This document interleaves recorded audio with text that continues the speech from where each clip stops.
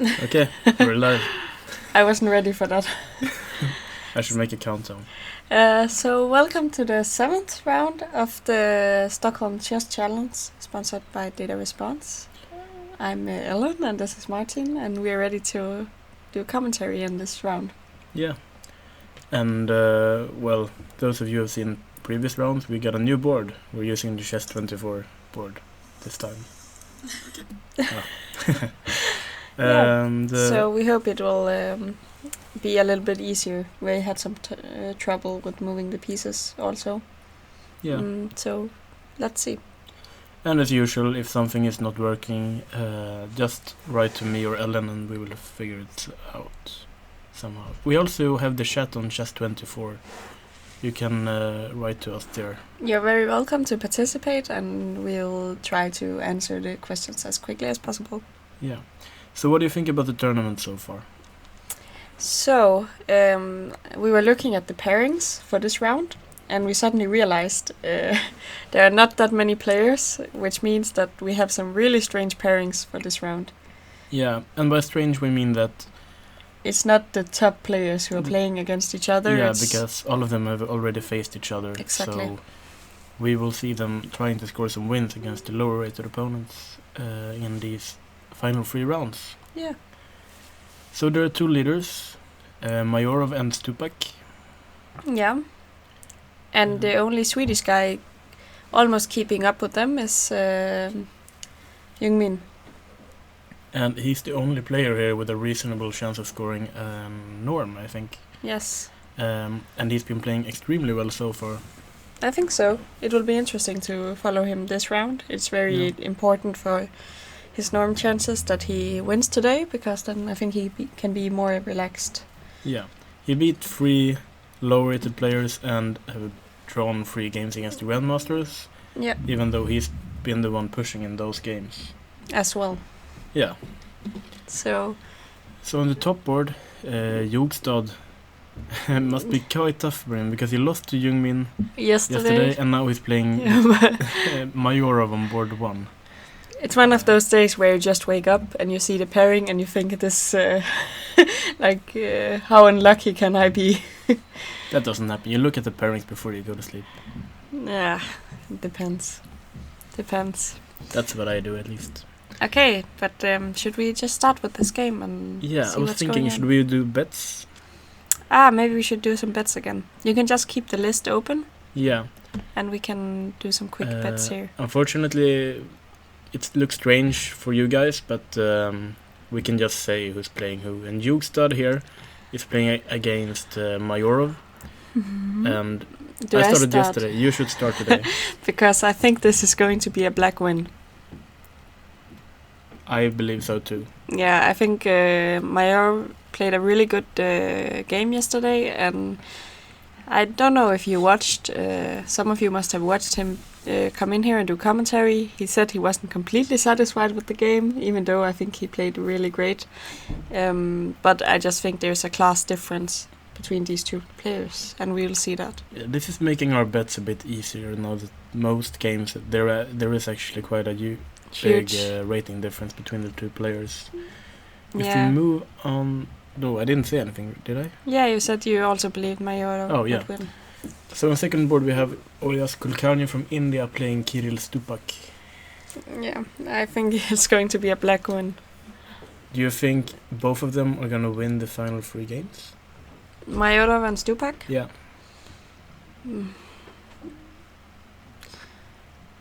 Yeah, I kind of feel like at least one of them is going to make 3 out of 3, and one is maybe going to make 2.5 out of 3.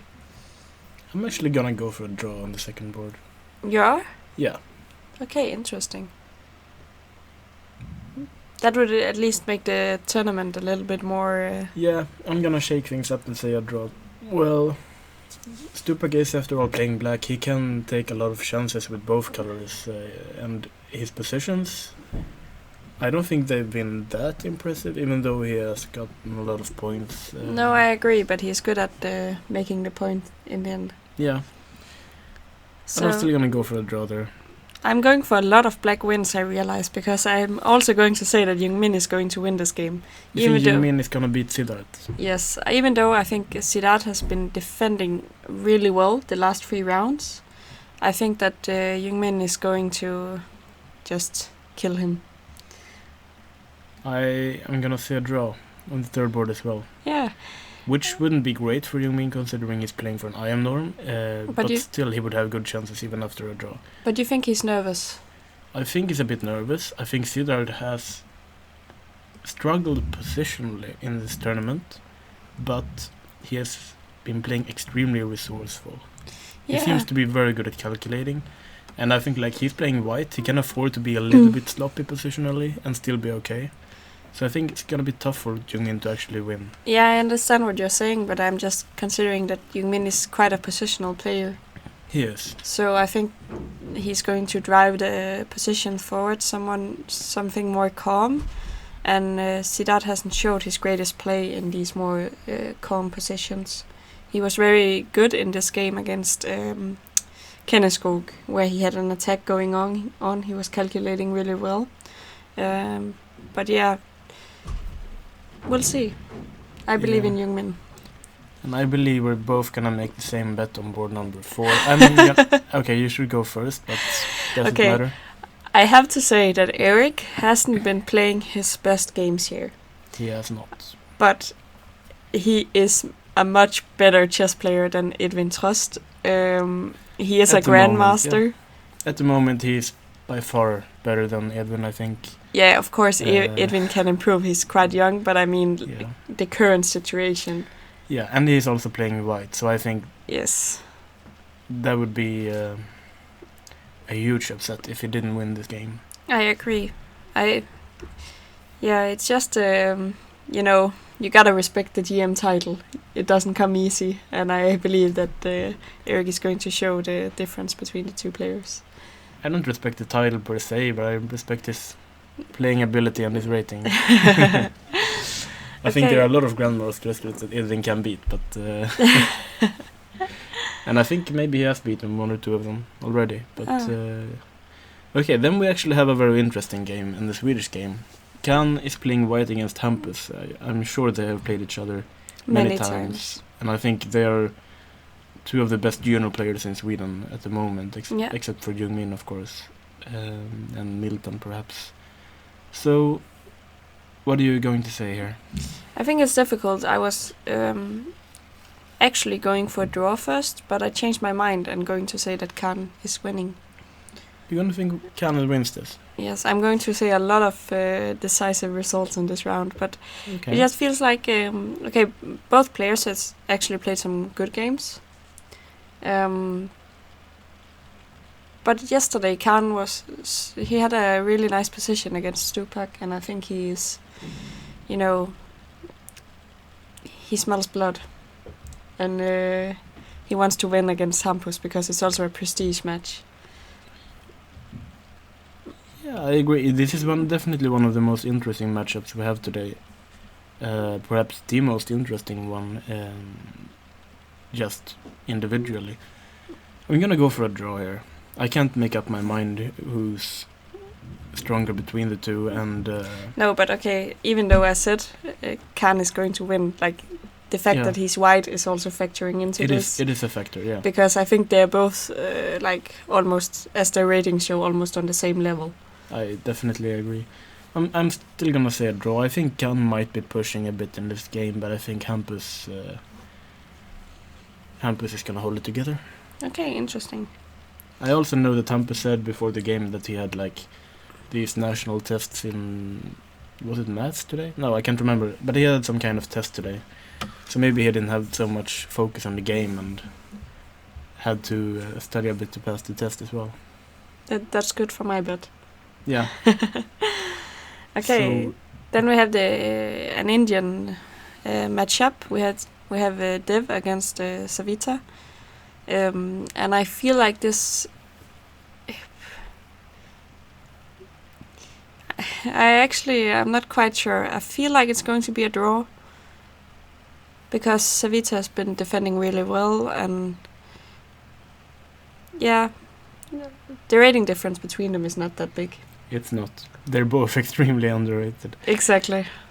I'm gonna go for a white winner. I think Savita has been quite lucky in many games. Not luck. No, there's no luck in luck, chess. but a cat only have 9 lives. And like I feel like at some point, I think against the Swedish players, they get this fantastic position against an 1800 player and they think they're gonna win it, and then they get too confident. I don't think the Indian player will get that sort of feeling. He knows that it's not over until she resigns, and I think he's gonna push until she actually resigns. Interesting. So I actually think Dev is gonna win this one. Mm-hmm. Then we have this other Swedish matchup, Kenneskog against Leo. Both of which have had terrible tournaments. Yes, to say it mildly. Yeah. I feel like Kenneskog is going to win, because now he won his game yesterday, and I feel like he's a little bit more calm and, happy. So yeah, Leo didn't play yesterday, so he actually had an extra rest. Like, he had a rest day in the middle of the tournament, which might be good, but it might also be, not so great, because he might be too relaxed. we should actually mention that the Indian players are here like professionals. They're here to beat grandmasters and score enormous. The Swedish players are like going to school and to work before the round, and then coming here like, okay, let's play a nice game of chess. There's some difference there. Yeah. I think both of them are quite tired. They just look forward to finish this tournament. But I do think that Theodore is gonna win, because he's the stronger player of the two. Yeah. And but yeah, none of them have impressed that much in this tournament. It should be mentioned that the only player they beat is Jefferli, both of them. Is that true? Isn't it true? I can't remember the score. Can we check it out? He beat Hugo. He beat Hugo in first round, and Leo got a bye. Okay. So that wasn't correct. Has Leo played against Hugo? No, I don't think so. No, there was a draw in the third round. And But Theodore hasn't played Hugo, I think. No, he has played against Hugo as well. Okay. This is what we said. Yeah, and finally Hugo is playing Jefferli on the final board. And I'm definitely going for a white win. I'm sorry, Jefferli. I know you also don't have a lot of points, but I think Hugo, he really needs this win. He's a stronger player. He got white. He's the stronger player. On the other hand, psychologically, I think Hugo's a lot more shaky. Not shaky, but I think he's a lot more down than Jefferli is. Jefferli came here, I don't think, with any expectations. He has played, actually, yesterday his game against Theodore, he had a nice position for a long time. Hugo must be quite sick of this tournament at this point, even though he had a fantastic gift before this round. I bought him a shoehorn. But I do think that Hugo's gonna win, but I wouldn't be extremely surprised if there was another result here, actually, if he's interesting, feeling a bit shaky. And yeah, should we start looking at the games? Yeah, I think so. I would actually like to start with this Swedish matchup. Which one? Khan against Hampus. Okay. Because I think this is going to be the most exciting game. Should we mention that one of the Indian players withdrew due to illness? Yeah, okay, this is a good point. So, unfortunately... What was his name? Das Soham. Soham. Yeah, exactly. Yeah. Became sick, and he withdrew from the tournament. He didn't resign his game. So he's not playing anymore, which is a shame, because again we have some kind of unequal amount of players. Actually, who's getting the bye today? It's the Norwegian Kvaløy. Axel got the bye. Okay, that's a shame. Yeah. He's been playing interesting chess. But okay, should we go ahead and do we have a comment? Yeah, we actually have a comment about the Yukstad game. Oh, okay. Should we So start maybe with Kuzukstar or No, Yukstad? now we start with the Yukstad game. Okay, let's do that. So And as usual in these open tournaments, the Grandmaster needs to play a bit aggressively in order to beat strong players with black. Mhm. And we see here a King's Indian. So, the King's Indian. Now we got the comment that Yukstad might have a good position. But I'm just going to say, before even seeing the position, that in the King's Indian, White always has a good position from the beginning.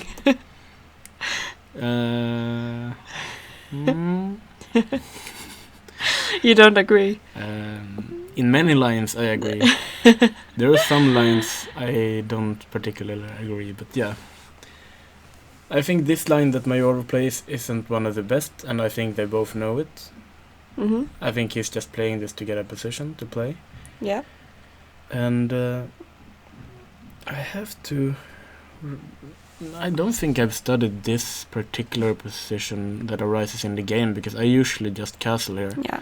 And we get a typical position, basically. I've tried this position with both white and black. What is this variation called? Is it the classic? I don't think knight bd7 has a name, but this setup with bishop e2 and knight f3 is definitely the classical system. And the move that I have tried in a, what do you call it, like a magazine game? Yeah. Was the move rook e8. I played against Theodore, who's playing this tournament. Yeah. Which is definitely an interesting try.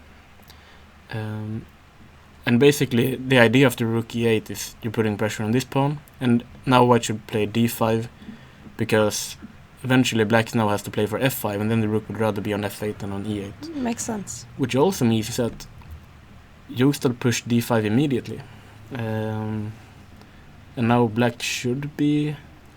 Happy? I mean, in a principled sort of way, he should be happy with the rook on f8. But I mean, of course, every position is different. And knight h5 is not the move I would have expected here, actually. But it makes sense if you said the plan was to push f5. Yeah, but for me, usually when the bishop is on e3, knight g4 is the move that makes sense to me. Yeah. And then I believe bishop g5, f6, and here the bishop can probably go to h4 and c1. Mm-hmm. And let's say like bishop c1. And then f5 or what? Not necessarily f5, because then knight g5 looks really scary. True. But some people start with maybe h5 and then knight h6, or they start with knight h6 immediately. You could put the knight on f7 and then just try to push f5. So this move knight h5 looks a bit strange to me, but he played it quite quickly. And g3 was played, stopping knight f4.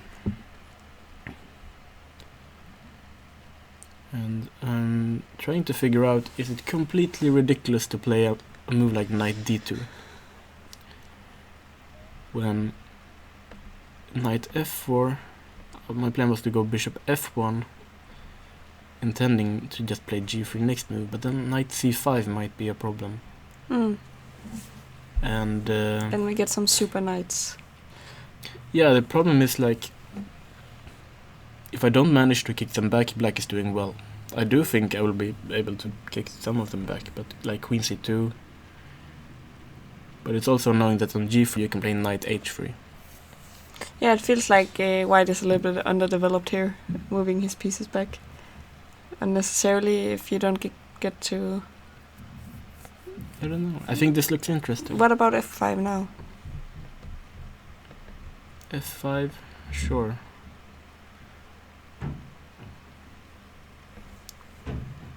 So let's start with g3. Yeah, knight h5.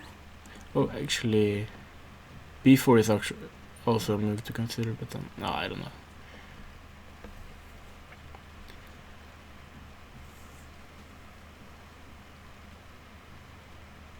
Yeah, you're right, this isn't that great.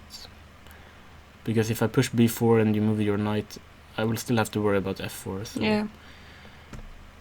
g3, of course, is perhaps the most natural move in the position. But here, this move... I was a little bit surprised at least, but you might know more than me about this. I have an idea of what he's doing, I just haven't seen it in this... line. Yeah, in this position, but I can show you what I think is very relatable to this, and this is my game against Theodore, and here, after d5, I used to play knight h5, Yeah. to go g3. Another fantastic move for black is you go bishop f8. Uh-huh. So basically, yeah, white usually plays knight e1, attacking here, and the knight goes to g7. You go knight d3, and here, I can't remember if you go f5 immediately, but usually bishop e7. And you might want to push bishop g5 in order to trade those bishops, because this bishop is usually quite bad in the King's Indian. That's one of the usual misconceptions, I believe. In King's Indian, people say like, oh no, I don't want to trade my bishop. Yeah. But it's just bad. No, but I think people who have played the King's Indian for a long time, they know. They know.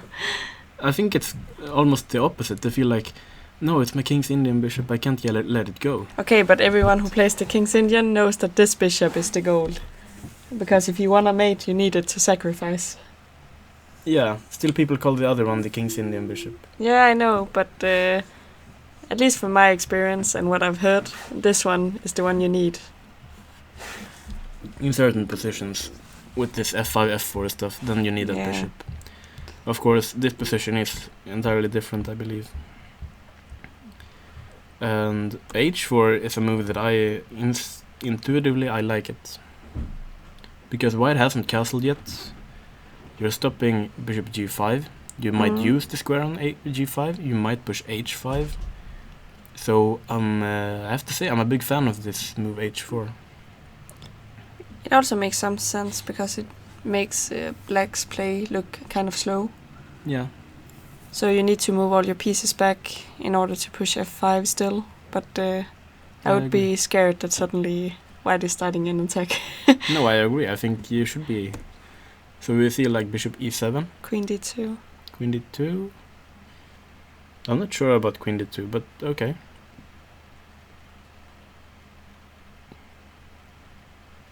Because, yeah, it's not completely unusual that you want to be able to play knight d2. Yeah, but I was thinking, isn't he going to have the possibility of castling long now? I think so. Knight g7, so he's playing this setup that I mentioned before, but instead of rook e8, bishop f8, bishop e7, he's going bishop f6, bishop e7. But the difference here is that white hasn't castled. This is very nice, actually. I think the idea must be if you take with the knight, he's just taking with the rook and opening the king side. Could very well be. At least I like this idea also because the f5 square is going to be horrible. Let's say after knight takes, rook takes, pawn takes, I go knight h4, then knight f5 and... But he's gonna take it on h4, I believe. Ah, yeah, of course. But yeah, I mean, objectively, I think black's position is completely bad. Completely bad. Yeah, I think it's horrible.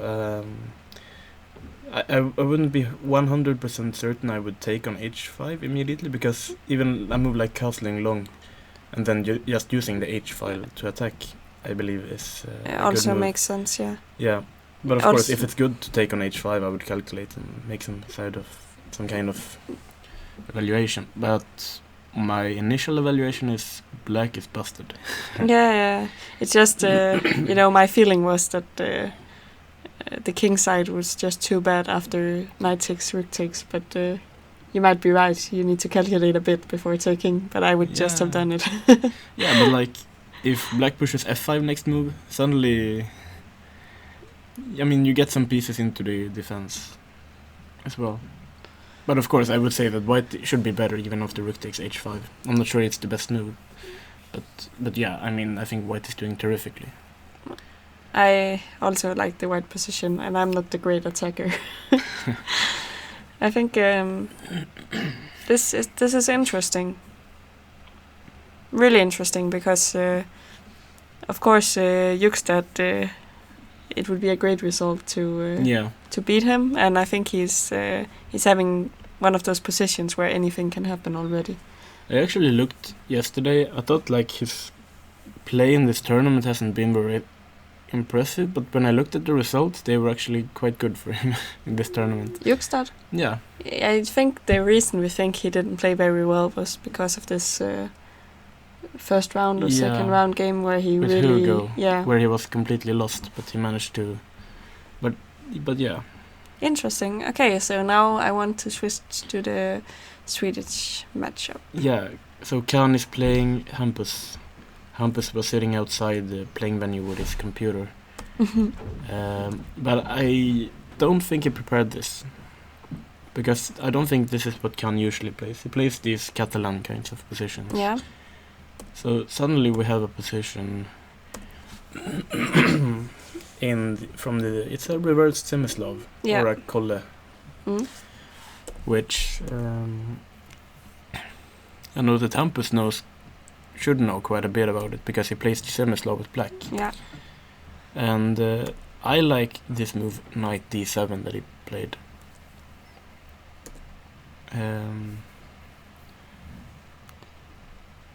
Have you ever played this with white or played against it? I think yes. But you don't remember? No, I can't recall which game.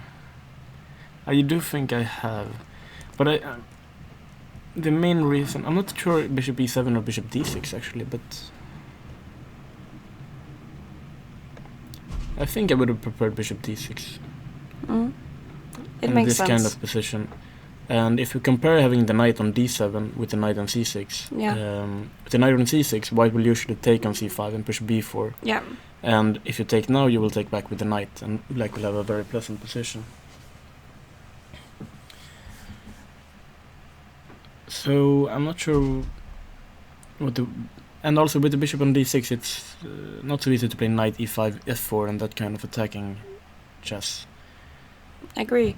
Why do you think Khan chose this kind of setup against Hampus? Because I definitely think he wants to win, so I don't think it was because he wanted to stay stolid. I don't know Khan very well, but I feel like maybe... he just wanted to surprise him. Not get a theoretical discussion. Yeah. And just get a position where he can play chess. Hampus has some nice opening knowledge, I think. Yeah. Also, if we look at the time, I know this is the current time, but still, he's up 20 minutes on the clock. Yeah. Which is always very nice. So, rook e1. I think it's a typical move here, preparing e4. Yeah. And there are many lines where after this e4, white actually gets this isolated pawn. But it might be a good version for him if he gets active enough. So b6, e4. Makes a lot of sense. D takes, knight takes, bishop b7.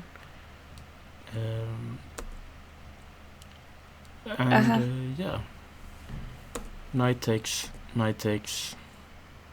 and Hampus makes this interesting decision not to take with the bishop, but to take with the pawn. That's strange, because the initial thought would always be to take with the bishop. What was he scared? Usually you want to keep the pawn structure intact. But after this, I can't see a better move than bishop g5. But you can always go back, bishop e7, if you're scared.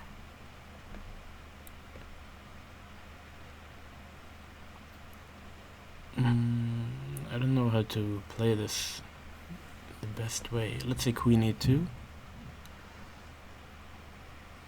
If I had to pick someone, I would still pick white, but... It looks very, very solid for black. Queen c7.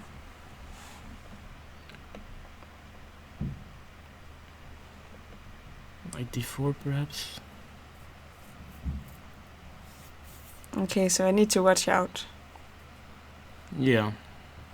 You always need to watch out. No, but maybe... Can I go rook e8? I think you can. I can. But yeah, I feel like it should be okay for black. Yeah. It's just, why do you think he took with the pawn? It feels a little bit less solid. I think... Is it a winning try, or a try not to be too passive? No, I think he thought it was the best move, and I'm not ruling out that it is, because he's intending to put pressure on the pawn on b2. Mm-hmm. But I mean, of course, I am also very careful not to ruin my pawn structure if I don't have to. Yeah. So we always do this with the kids in my class, that now black has these 3 pawn islands, and white only got 2, and usually we prefer to not have that many. No, usually you don't want many pawn islands. And white has 2, like you said. And I mean, he would try to get some kind of maybe endgame, put a knight on c4 and so on. But of course... Actually, this c4 square is a good point. Yeah. It's going to be nice. Queen b6, so he's intending to put pressure on this pawn. On b2, yeah. Yeah. But it should be mentioned that black's position is still quite solid. Quite solid, yeah, but still. Rook d5, okay. Trying to get some activity. And what do you think is... What's going on in this game? What's going on? It's always a good question, what's going on? I'm not sure about rook d5. No. Like, what is the plan of the bishop c4?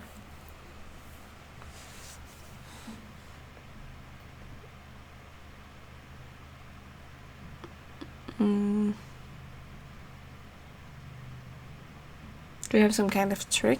No. Yeah, can you take? Take? Or something? What else? Do you want to go back? Then it didn't make a lot of sense. I don't see a good alternative to going back, actually. I tried to find some kind of trick after rook takes e5, but I can't really see it. I don't think there's any trick here. No, this can't work. Yeah, you can take on b2. That's not really a trick. I'm tricking myself. Yeah, you're just losing this one, right? I don't know, bishop d6. It's not working either. Probably I'll go back to e2. Yeah, okay, but then if you go back with the rook, what was the point of rook d5? I don't know, that's why I don't like rook d5. I mean, if... He spent 6 minutes, so he must have thought about something. Yeah. Maybe he wanted to just go back to d6 and claim that you improved the rook a little while the bishop didn't really improve. But I actually highly doubt that the rook is better here. Yeah. Considering there's like maybe bishop g3 and...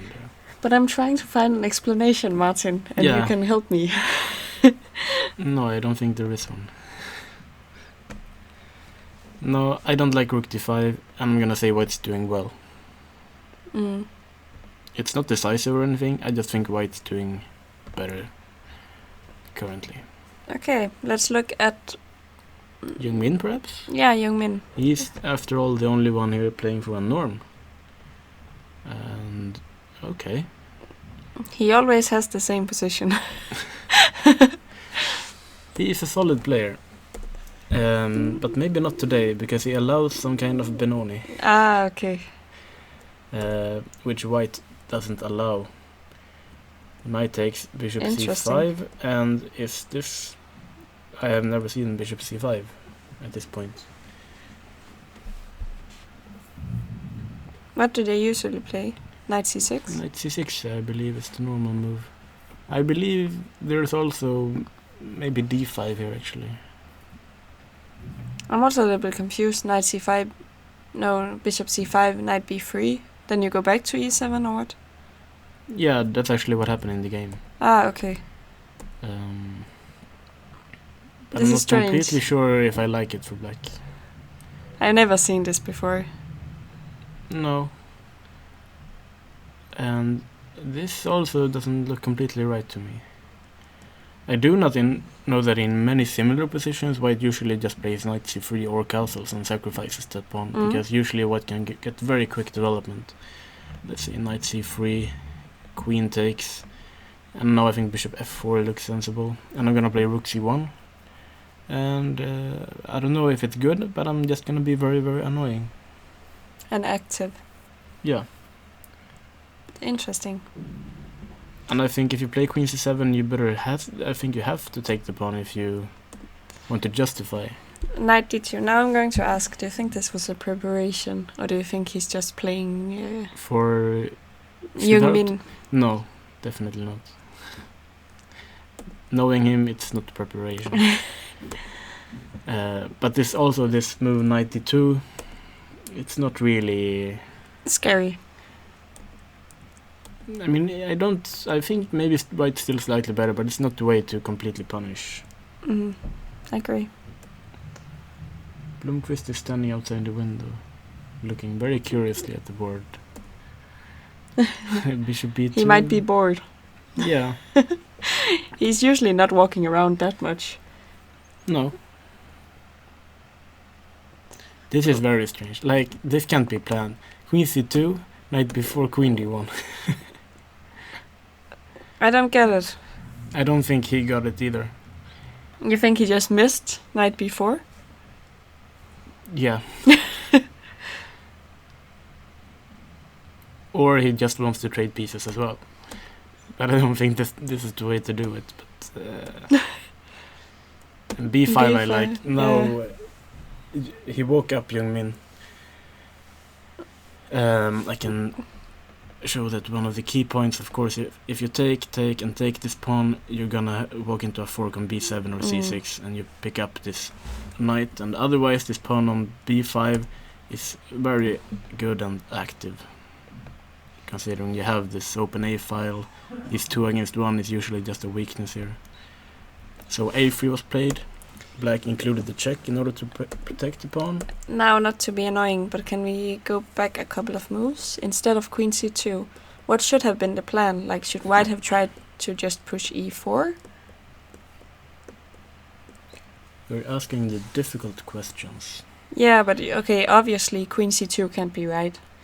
No. So I want to play for a win here as white. So my first instinct would be, do I push e4? Or am I scared that knight d4 will be played and something like this? I usually am not a big fan of pushing e4 if we don't have that much control of d4. I think, if you play e4 here, yeah. I think the knight on d2 is strange. I think if you have it on e2, it's a little bit more... But you can go knight f3. But how is that harmonious? I mean, to me it makes more sense to push e3 and maybe queen e2. But the first move I would look at, and also I think Axel Buchwald would look at this, is rook c1, and there is actually knight d5 ideas. You say this because of the sacrifice. Yeah. But knight d5 we saw in the 2 rounds ago. Exactly. Yeah. I don't think knight d5 necessarily is that great. If black just takes everything and you get the piece back, it's not completely sure you're better. But rook c1 looks extremely natural to me. Yeah. No, and but it's a good point. Yeah, and then just e3, queen e2, rook fd1 probably. And I also like when you explain like e4, it's not harmonious because your pieces are not in the right squares. So we need to look at some other alternative. I mean, to me, e4, if it doesn't really have a plan, then I wouldn't play it. And I feel like if you push e4, I'm not immediately threatening e5, and if I do push f4, it feels a bit much. Checks using this square. I'm not sure gaining space is the right way to go for white, because it might just be pushing too much. Yeah. Okay. Interesting. So let's go back to the game. Yeah. Queen c2. A strange way to offer a draw. Of course, Jung Min will fight, no draw. we fight. F3, knight c6, e4. This is once again... When white has already played f3, there is some sense in going e4. Yes. Because e3 now is not really harmonious, but... No, in this position, if you played e3, I would say you missed some lessons. Some of the chess lessons. Yeah. This seems very strange, but e4... The position has changed a bit. e4... I played rook fd8. So at least you got control on d5. But still this... For who? Yeah, I was thinking about white after playing e4, but this knight I want to put here. The knight on d2 is extremely stupid, I would say. So if I can make this move, I would be happy. I once tried in a blitz game, but they didn't allow me. But yeah, if you look at this knight and you look at all your pawns, you realize something has gone wrong. It can't go anywhere. It can go to b1. But that knight is not well placed, so I think Jung-min is doing great. I think he's looking at pushing d5 next move. I don't really see how white is going to prevent it. And playing a move like queen e2, partly knight d4 is a big problem. Taking here is a huge problem, because knight takes, this pawn is hanging. So that doesn't really work out. And I think if anyone's better here, it's black. So... Which isn't great for my bet, but... No, but also, the problem is I don't really like queen c2. Not again. What? He just went there and back. Yeah, exactly, but not only because of knight d4, but the rook is probably going to c8. Yeah. Or then we need to move the queen anyway again. So I'm not sure what to play here with white. No, me neither. Can you play something really strange like queen e1 and rook d1? No, but we still have this problem. Harmony is not in white's favor. No, but okay. A move I would consider is to at some point push b4. Because this thing taking on c4 is a constant threat. But I am worried about moves like d5 or take and then d5. And I feel like this knight is still so stupid. I agree. If I had time to do this and queen e2 and maybe c5, then maybe white is fine, but I don't think we have time. So I basically just think white is struggling here. But also the queen is quite stupid. Yeah, it's extremely stupid. I'm not really sure what to do about this queen. No.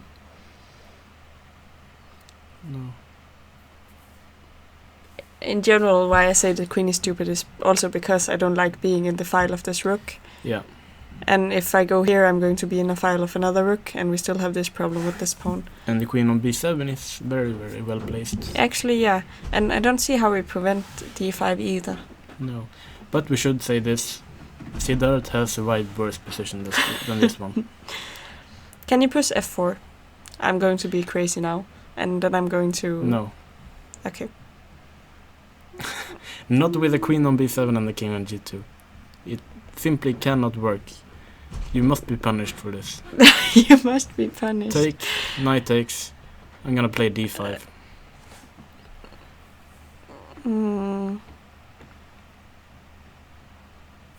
I'm not even sure where to go. I go back to d2. And am I simply not a pawn up? Yeah, you just win a pawn. I think the pawn is the least of your problems here. Yeah, I agree. I'm going to get mated or lose a piece or something. No, there is no justification for playing f4, I think. No, but find a move. Do I have to? Yeah. Can't I just offer a draw? No. Can I play... this is also crazy, but can I play a4? I give up all my black squares here, but I'm trying to solve... Well... something. If white has already played unharmoniously, why not continue? Yeah, exactly. Okay, let's take.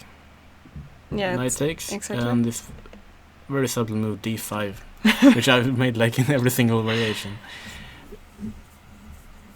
So take it once.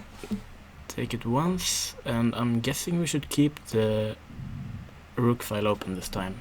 Okay, so take with the knight. Take with the knight. I'm gonna take with the rook. And I'm going Queen c2 now. Queen c2.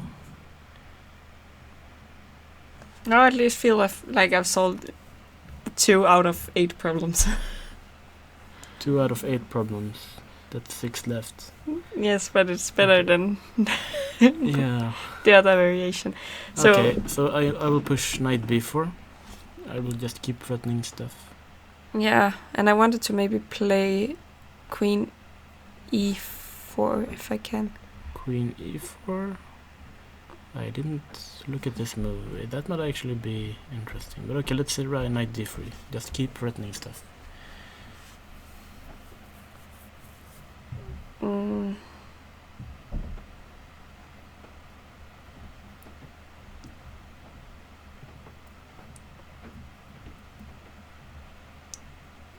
I don't know, can I play some tricky stuff with knight a5?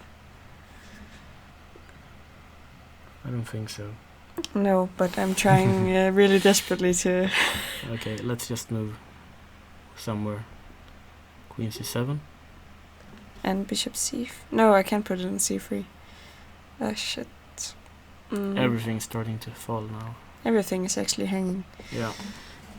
Okay, might not be great. But you had the unlucky task of trying to find a move for white, which I don't think... Why do I always have to solve the position and not win the position? Because you keep challenging me. Also because I think... Your white's position is just crap. Actually, maybe white should take on b5. But I think this is another example of maybe Siddharth need to practice a little bit his positional play. Yeah. And it's not said as something incredibly negative, but it's good to know where you should put your energy for the next training lesson. Yeah. I mean, my best try for white so far is to take here and try to damage control as much as possible. At least with no knight on c4, d5 isn't coming as explosively as before. And it still looks so bad, but we can dream about... No, the problem is like, even if an endgame and we lose these pawns, and there's 5 against 4, white has moved so many pawns on this side of the board, it's probably still losing. Okay, now I have an idea. So now we go queen e1. Queen e1. Okay. You're thinking why? A little bit. I'm thinking, should I play b4 or d5 or knight d4? All of them look But very b4 tempting. I will take... And you're happy? No, but I'm surviving. I don't want you to survive here. Knight Yes. d4 then. I want to play e5. You're pushing e5? I will keep jumping into the squares you give me. Okay, so I also need to watch out for the fork, but can I solve that first? So I go maybe rook c1. Isn't it hanging on a3? Yeah, but I'm not too upset about that. Am I? I will make you. Okay, I'll take here. Bishop takes. Rook takes. Okay, so I have additional problems. I wanted to go like knight e4 and jump into d6, but you will take another pawn, I guess. Yeah, probably.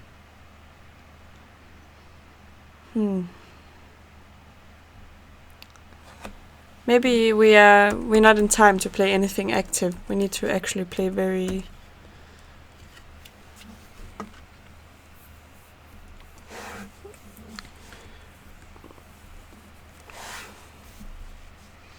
Can I move my...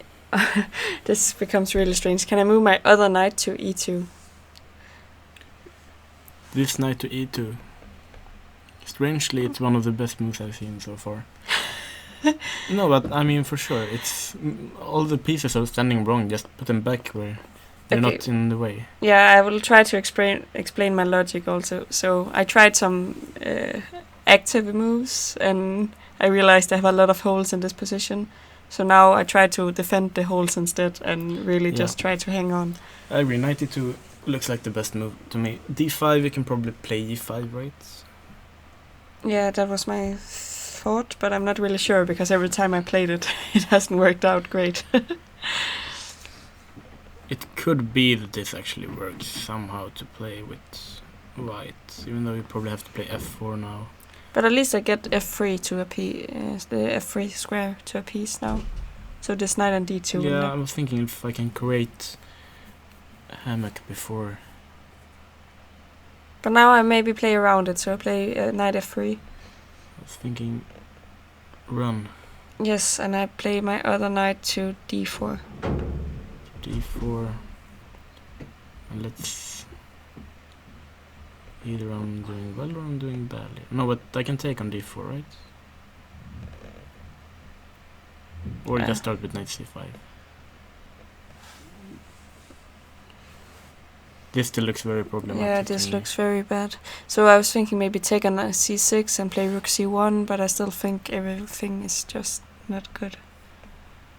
I simply think e5 is too much for the position to handle. e5 probably.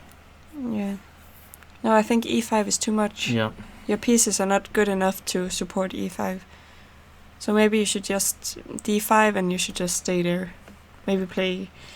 Can you stay? Okay, you can at least take the pawn. You can? I'm not sure. I'm not That's a big nasty fork on e3. I don't think I can. No. Okay, go back. I think you have to play e5 actually. Can't you protect the pawn instead? Play queen b1? Now I'm just really desperate here.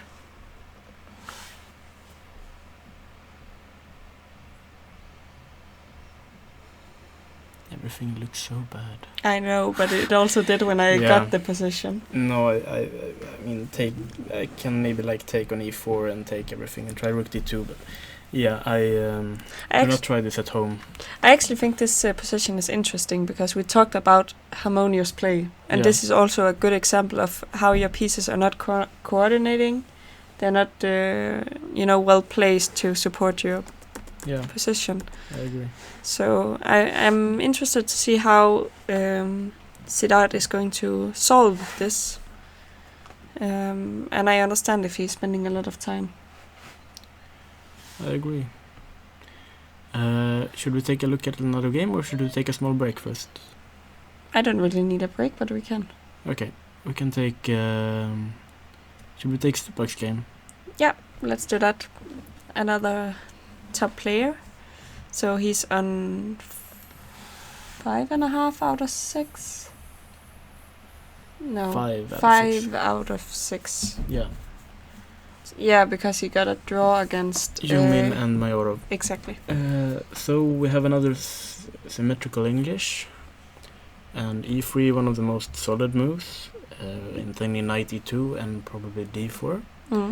And we see that Stupak, of course, doesn't want to draw, which might arise. There are several lines that are extremely symmetrical, but instead he goes for playing something more fun, perhaps. With knight f5. This is in your spirit. I'm not a big fan of this line. I wouldn't have played this with black, but... Okay, I was just thinking a little bit more creative play. It's you like often. Yeah, I like creative play. I just don't like the position. But yeah, of course, having the knight on f5 is not a new idea. It's what you usually play if you want to play for a win. Also, including like h5 at any random position. Yeah. It's an interesting try when you're playing for a win. And we see here black has prevented d4, which means white will develop first with b3 and bishop b2. Yeah. And all of these moves could have been pre-moved in a bullet game by white. d3, I still... Also including a3 at some point might make sense. But yeah. I think... Too much. d3, bishop d7, queen d2. They're probably just developing their pieces. And obviously black is intending b5. b5. It's been very clear, but the last moves, a6, bishop d7 and so on. But white has also made it clear that it doesn't care. Bishop a1, queen a5. Okay, one more move. He played h3. And This is a strange position, actually. I think it's a good position for the player who wants to play for a win, because a lot is going on. There's not that much. I mean, both players are extremely flexible when it comes to picking ideas here. So now I'm just curious. What is happening if you play something like, instead of h3, if you played like knight e4 and tried to exchange everything?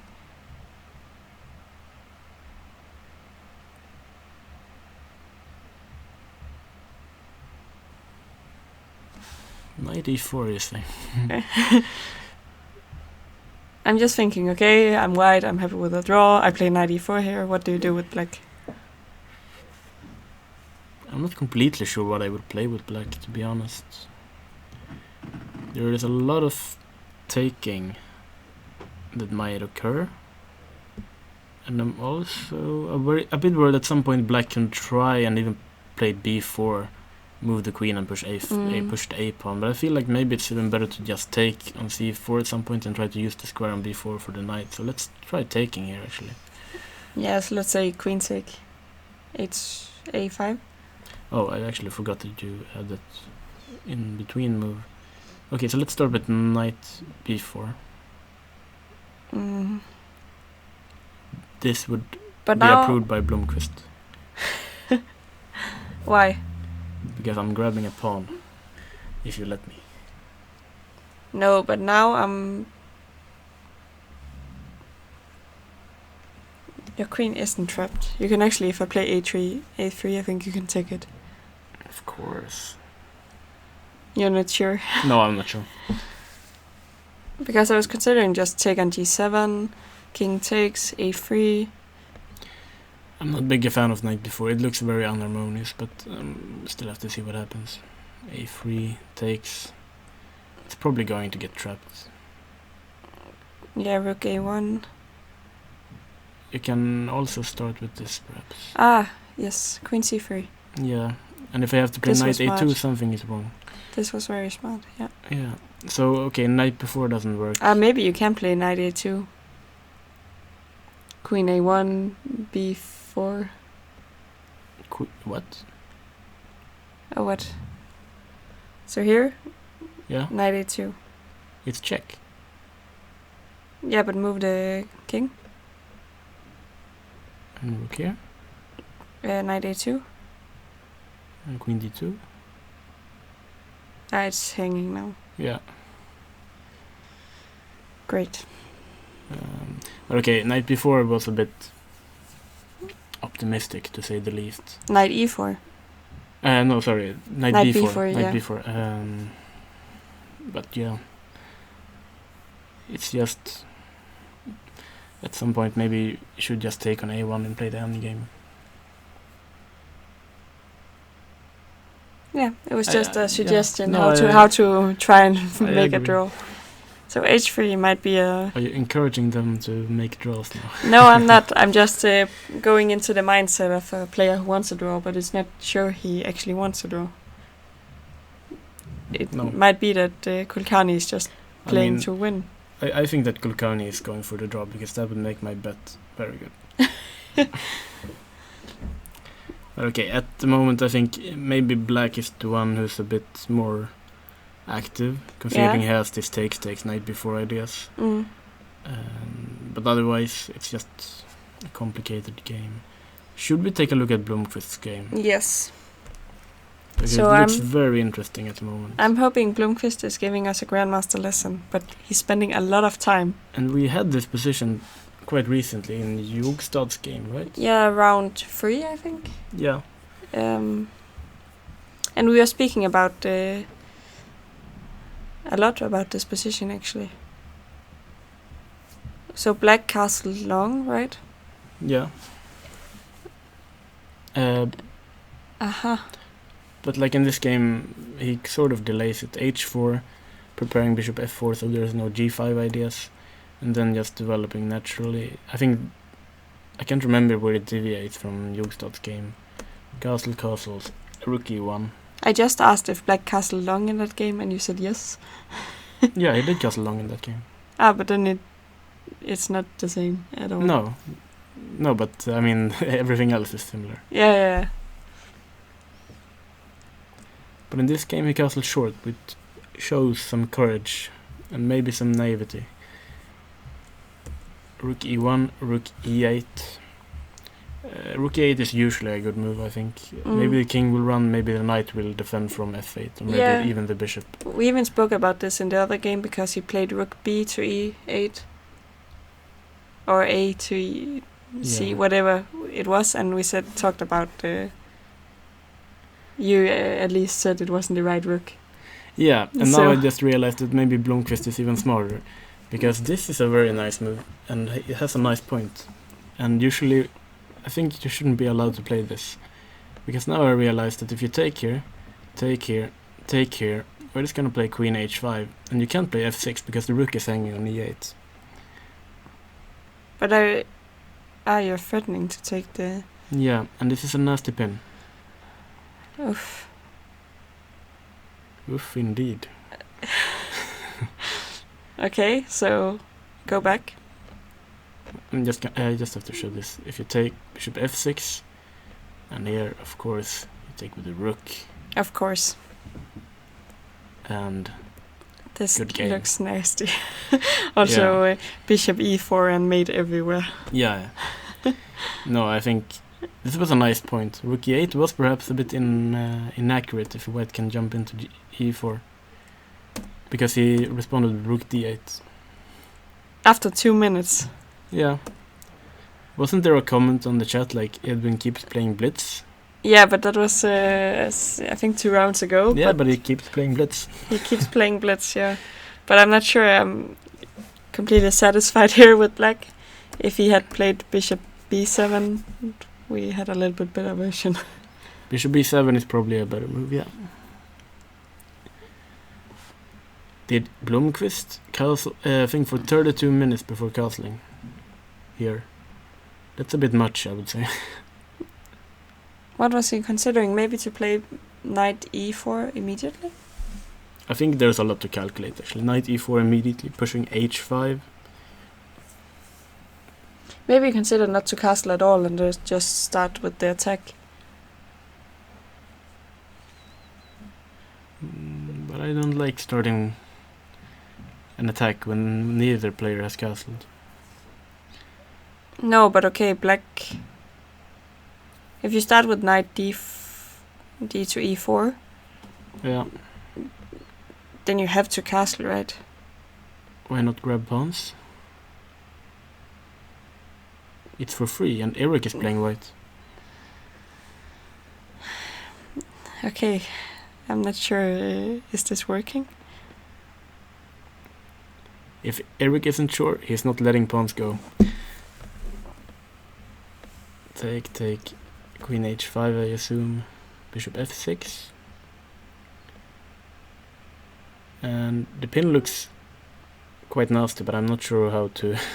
how to exploit it. No. Yeah. No, I agree. So then, maybe h5? What?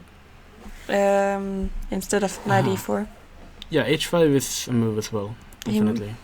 Because he must have been calculating something. Because not rook, castles is the most natural move in this position. Yeah, no, I agree. H5 is definitely an alternative to consider. But yeah, I'm not sure why actually. Okay. But we should. There was some. Oops, I shouldn't have scrolled there. Now I need to make everything nice and tidy for you viewers again.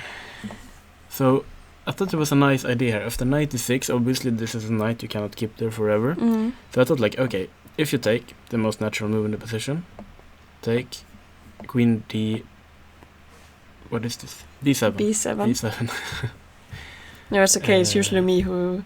I even say knight and bishop wrong. But yeah, but I think there's a fantastic move. Well, it looks at a lot of fun, so I'm gonna try, suggest it. I'm gonna play b4. So if pawn takes, what's your idea? I'm just gonna play knight takes d4, Uh-huh. and you're gonna resign. No, you're not. You can take it, actually. So it's me who resigns. Damn it. But it still looks quite good, though. This position, for sure. This is probably a better move. Knight g5. Oops. My fingers are slippery. But also, I'm considering even h5. You know, all your pieces on the wrong side to defend the king. Yeah, I just like winning quickly. But this looks very good. Are you going to sack on e6?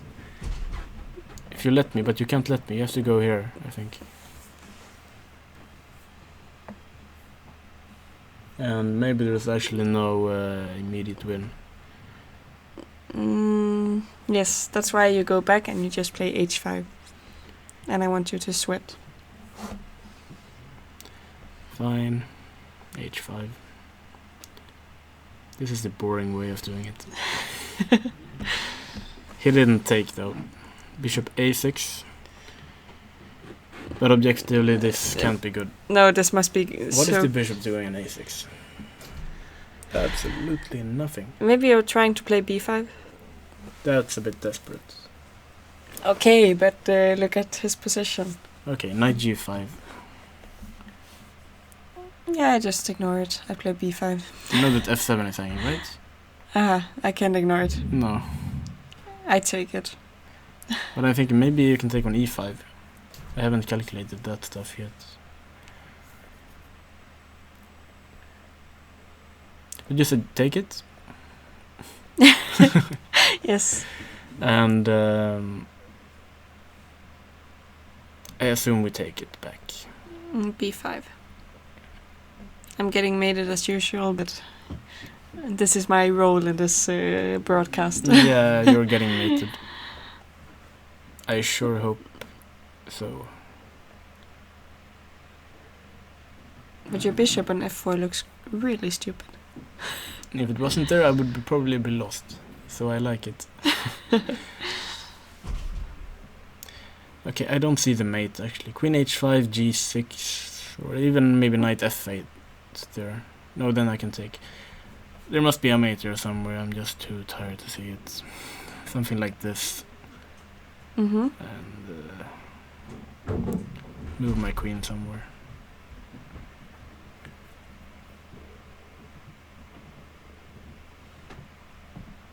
Aha, okay. This is probably how you do it. Queen h4. So let's just continue. I take on c4. You take on c4. I thought you had to watch out for take on f7 and stuff. But yeah, I think I will take her.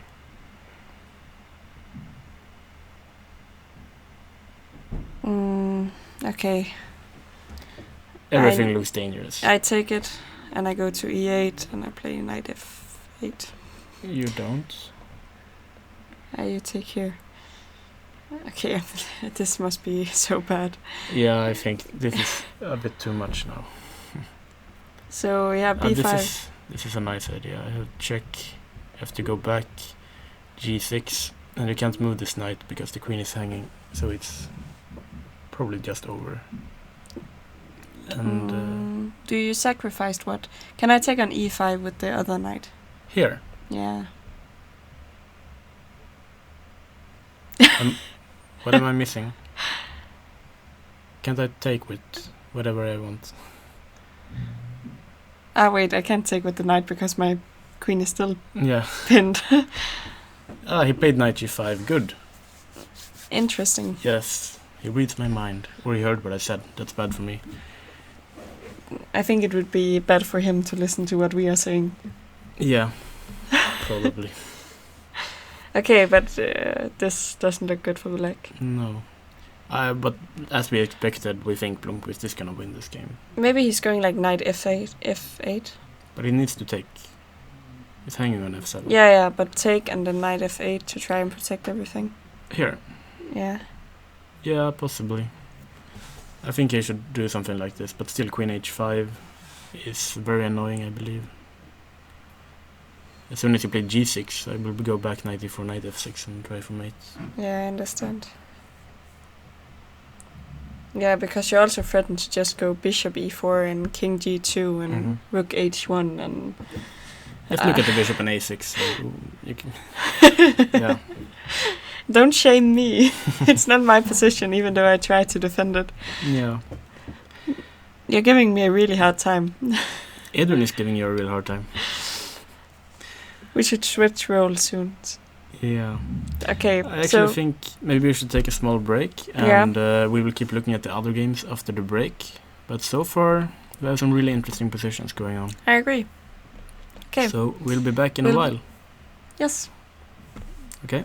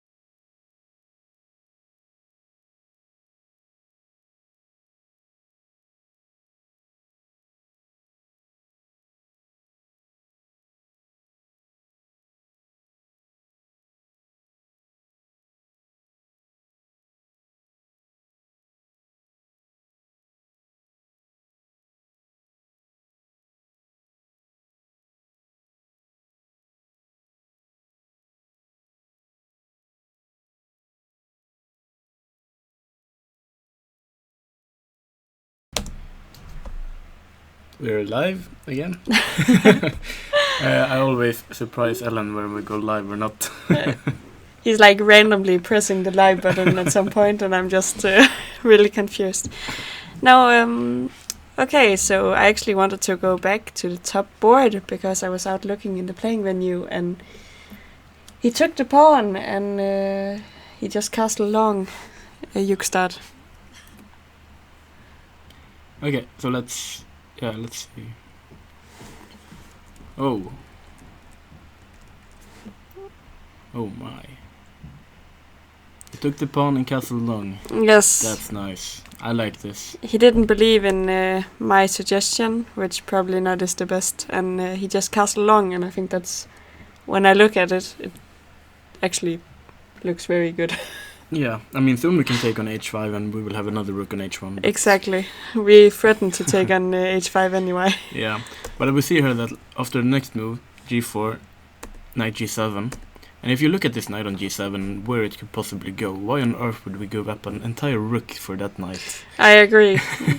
And I think rook h6, rook h1 is a big threat. Yeah, he goes for this natural doubling on the h file, and black is sitting in his cave, hoping nothing happens. But this looks... not even sure. Oh, knight f8. Yeah, it must be played, I assume. But this must be great for white. It Can I just move my queen to the same side? Do I think have time bishop for this? takes g4, bishop h5 and so on might not be... You might not have to allow that. So I think... g5? g5 is always a move to consider. It's just... It feels like a shame to move that pawn, because at the moment it restricts this knight so well. Yeah. So I think even if g5 might work, I mean, of course you have to calculate f5 and that stuff. That might actually not be that great for white, allowing this. Agree. So I think Jokstad's move makes a lot of sense. Knight e1. People might ask why to e1. Well, in the King's Indian, the knight usually stands very well on d3, where it both protects and attacks. He protects points like f2. It's and multitasking. c5. Yeah, it's usually the best square for the knight. Knight e8, and black keeps playing his sort of... Yeah, what do you call it? Cave? I'm not sure, but it looks like they're setting up a Fischer random position. Yeah, I think black would be better off from a Fischer random position than this. So the only question is, how do we mate? I just want to point out that the knight, they have like combined 2 squares between them.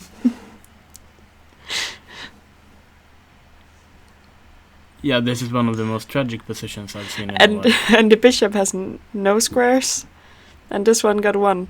So we have 4 minor pieces, and they can combine, go to 3 squares.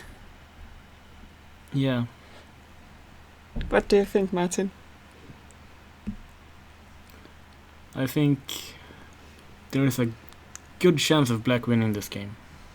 Of black winning this game? Yeah, I just wanted to see your reaction. No, but seriously, I think in this kind of situation you need to be careful, because if you let the moment slip, like at some point f5 might actually work, and then suddenly you feel provoked, oh no, I have such a fantastic position, things can go downhill very quickly, and that's where a lot of King's Indian players rely on. And of course this position must be close to lost. But I think as long as white makes natural, non-compromising moves, it's really difficult for black. Even though he gets f5 through, white must still be great. Of course. Because all his pieces are in a good place right now. Yeah, I think just in the King's Indian, they're used to not having good positions. So, like, I mean, let's try f5.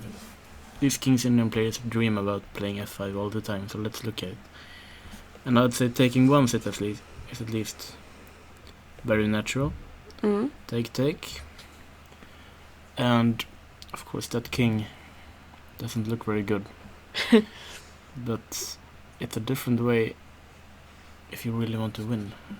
Like bishop h5 is a move to consider.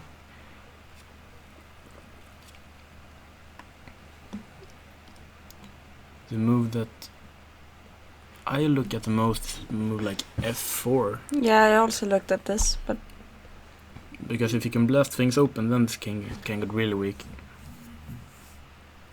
someone is commenting that there is a lot of hate for the King's Indian in the stream, and we're not hating on the King's Indian. We're just saying it's a bad opening. It's not a very, classical correct opening. It's more like you wait for the opportunity to strike back. And we also just want to say that if Nakamura is watching, don't kill us, because he would laugh at everything we say about the King's Indian. No, but I think there's a reason not even he plays it nowadays. I think there's a reason no top player plays it. It's simply too risky. Actually, Gawain, if you're watching this, you play the King's Indian all the time, and you're really good at it, but still, I've seen some of your positions being very bad. I think one of the problems with the King's Indian is not only do you need to know a lot of theory, you need to play a lot of, you need to remember a lot of it. It's that some positions are actually quite bad, and some positions are outright tragic, because even if you might be fine objectively, playing them is not very much fun. But actually, I don't really like the King's Indian as black, but I'm avoiding it as white. I welcome the King's Indian to anyone who wants to try. No, but actually, because even as white, I think it's difficult to play, because you get also caught up in this. Like here, you get caught up in this attack, and suddenly it didn't work, and I don't know, it's gone wrong for me a lot of times, or I've gotten made it. One good thing is when you lose against the King's Indian, you can always say, my position was great. I will keep bashing the King's Indian, partly as a joke, partly because I don't like playing against it. But now they're asking, did Magnus play King's Indian in Grenke? I don't remember. I think I watched all his games. I don't think he played the King's Indian in Grenke, did he? At least not this tournament, as I remember, but and feel free to I should mention that against Maya, they're saying. Do you remember this? But Meyer played this b3 sort of. Yeah. I think there's a different way when White has played the Fianchetto variation. Then I actually think the King's Indian is completely okay. It's against these classical setups, or even the setups with e4. Then I don't like the King's Indian. Meyer played an early g3 when I actually think it's completely okay to play the King's Indian. Yeah. And obviously Magnus thinks that as well. What happened here? G5? G5 and... that's interesting, because then you try to block everything. Yeah. I just want to point out this is still not great, but at least now you're blocking this G5 for White. I had a similar position once against the Swedish Grandmaster Emanuel Berg, when he blocked everything like this, and I played h6 at some point with White, and he grabbed that pawn, and I got a very similar position like this, even though this one is a much better version. And those of you who are watching with a computer, the computer would probably say like +1.5 or even more, but it's actually not true. I would say it's not that bad for black to play g5.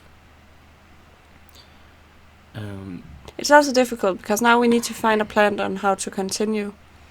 Yeah, that's the problem. Like, even if White gets the dream position here, how do you win it? Like, put a knight on h5, then what? Yeah, or okay, f5. but also black is threatening now knight g6 to f4 maybe at some point, and it's not that bad. It's suddenly a good knight, so... Yeah. But what I do think White should do is just calm down. I would play king b1 here. I would play rook c1. I would push c5, and I'm gonna play on both sides of the board, and that's how you win this position. I'm actually laughing, but king b1, I think it's a great move, because you get out of everything, and then you get ready to open on the other side. I agree. I would play king b1. Possibly... So Mayor mentioned this yesterday, but the rule of two weaknesses. So often you need to. It's not enough with one target. You need to find something else, and c5 seems very natural. I agree. So everyone out there, don't trust the computer here. Trust us. Trust us. Yeah. You know what? I like king b1, and very soon push c5. I'm thinking you should push c5 first. Why? Because I feel like king b1, b6, and I don't want to play b4 with my king on b1. But b6, you give up this c6 square. Have you seen how many squares he's already given up? He needs to continue doing that. He just needs to give up every square. No, but really. Yeah, for sure. I think black wants to play b6. You're not even kidding. Okay. I'm not sure, but and okay, f3. So I just doesn't want change to that. say king b1, b6, and I just want to immediately, go here. Yeah. Bishop b7. I'm not sure where to put that. But I do want to let your knight stay on c6. I don't want to take it, because then you have a square on d5. But what about your queen? You're going to... Okay, so let's try bishop b7. I can even consider just going here anyway. Yeah, queen d7. I mean, black has gone for this strategy already on the king side. So you mean he can just continue, or what? No, but black's entire idea is to put everything on black and hope that nothing happens. So why should he change that strategy? Okay, so f3, do you think the idea is to just move the bishop and bring the queen? Or I think it's just a safe thing. I mean, safe move. to make sure nothing's hanging? Even if the queen is on h2, I don't see what the big point is. So.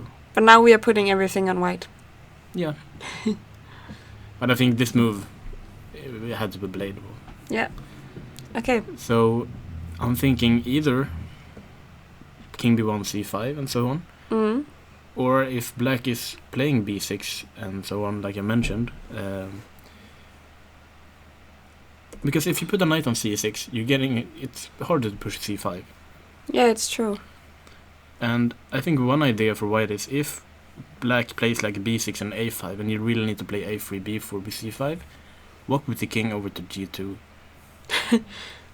Or f2. Yeah, no, I'm laughing again, but it makes sense, and we also seen this before in... I would love to have this position in a bullet game. In a bullet game? Yeah, you just walk around. It's more about who plays faster than what moves you make. But this probably had to be played because knight h4 might be an idea for black. What do you think here? I think white is better. Yeah. But it's not over. And I think black is doing much better than the computer says. I can't stress that enough for the viewers. But it's often like this in the King's Indian. I think actually it must have been Philip. No, I think it's my friend Rasmus Svane who was playing against this Magnus Carlsen app, if you ever played against that. Uh-huh. And he said the surest way to beat the computer, like Magnus, was to play the King's Indian. Because the computer doesn't understand the position. Yeah, there are several lines that you should try against the computer because close positions they're usually not that great at. Yeah, and they often underestimate like attacks and stuff. So, yeah, okay. Should we move on to one of the games we haven't seen? Because Definitely. I actually think Hugo was winning. Hugo's winning? Yes. Good for me. When I watched the game, at least, he was winning a piece. What? Okay. Can we go back? We should. Okay, so we placed the French. Hugo has a lot of openings that he can use, but this is one of the lines that he has played before. Mm. It could have been a recommendation of mine. c3, c5, knight e2, queen b6. So far it's natural moves, and I like this option of putting the knights on d2 and d2 because they're quite flexible. knight c6, and here I think it's also possible to castle with white and sacrifice the pawn on d4. Yeah. But knight f3, takes, bishop b4, bishop d2. I think white is doing quite well so far. I don't think black has that much pressure against white center that you want to have in the French. So here f6, and this structure usually arises from the Tarrasch defense. Yeah. But then you usually have a knight on d2 and a knight on... Where is it? It's a knight on f3 and one knight on c3 in many lines. Yeah. And I mean, it feels like it's a nice version for white because the queen isn't great on b6 and bishop f4. And this pawn on e6 is usually a long-term problem. So you didn't have time to push e5 immediately? e5? Oh, you can't. You need to castle. Yeah. Hanging, I think. Bishop e7, rook c1. So what's the key idea if you take this?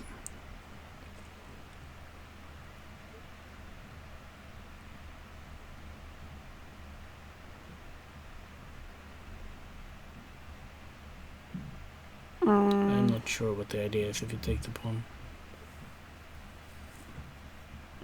Let me think.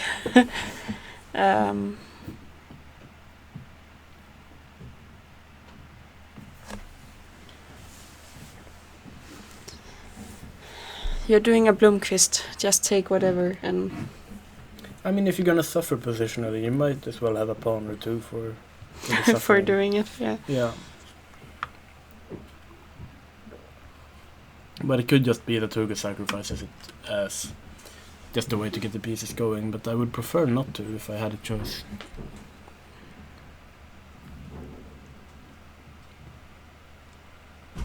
I'm not sure actually what I play here. Me neither. We'll have to ask after the game, because I don't think there's anything immediate here. I think it is possible to take the pawn. I think black should. Maybe you just go rook e1. Yeah, rook e1. Natural move, and then just don't care about this pawn. Yeah, even pawns at this point. Yeah, if you want to take the next one too, but... But I mean, if you grab one, you might as well grab two. 2 pawns is better than one. I'm not sure the listeners out there should follow this rule. No, but I mean, yeah, I would grab the other pawn as well.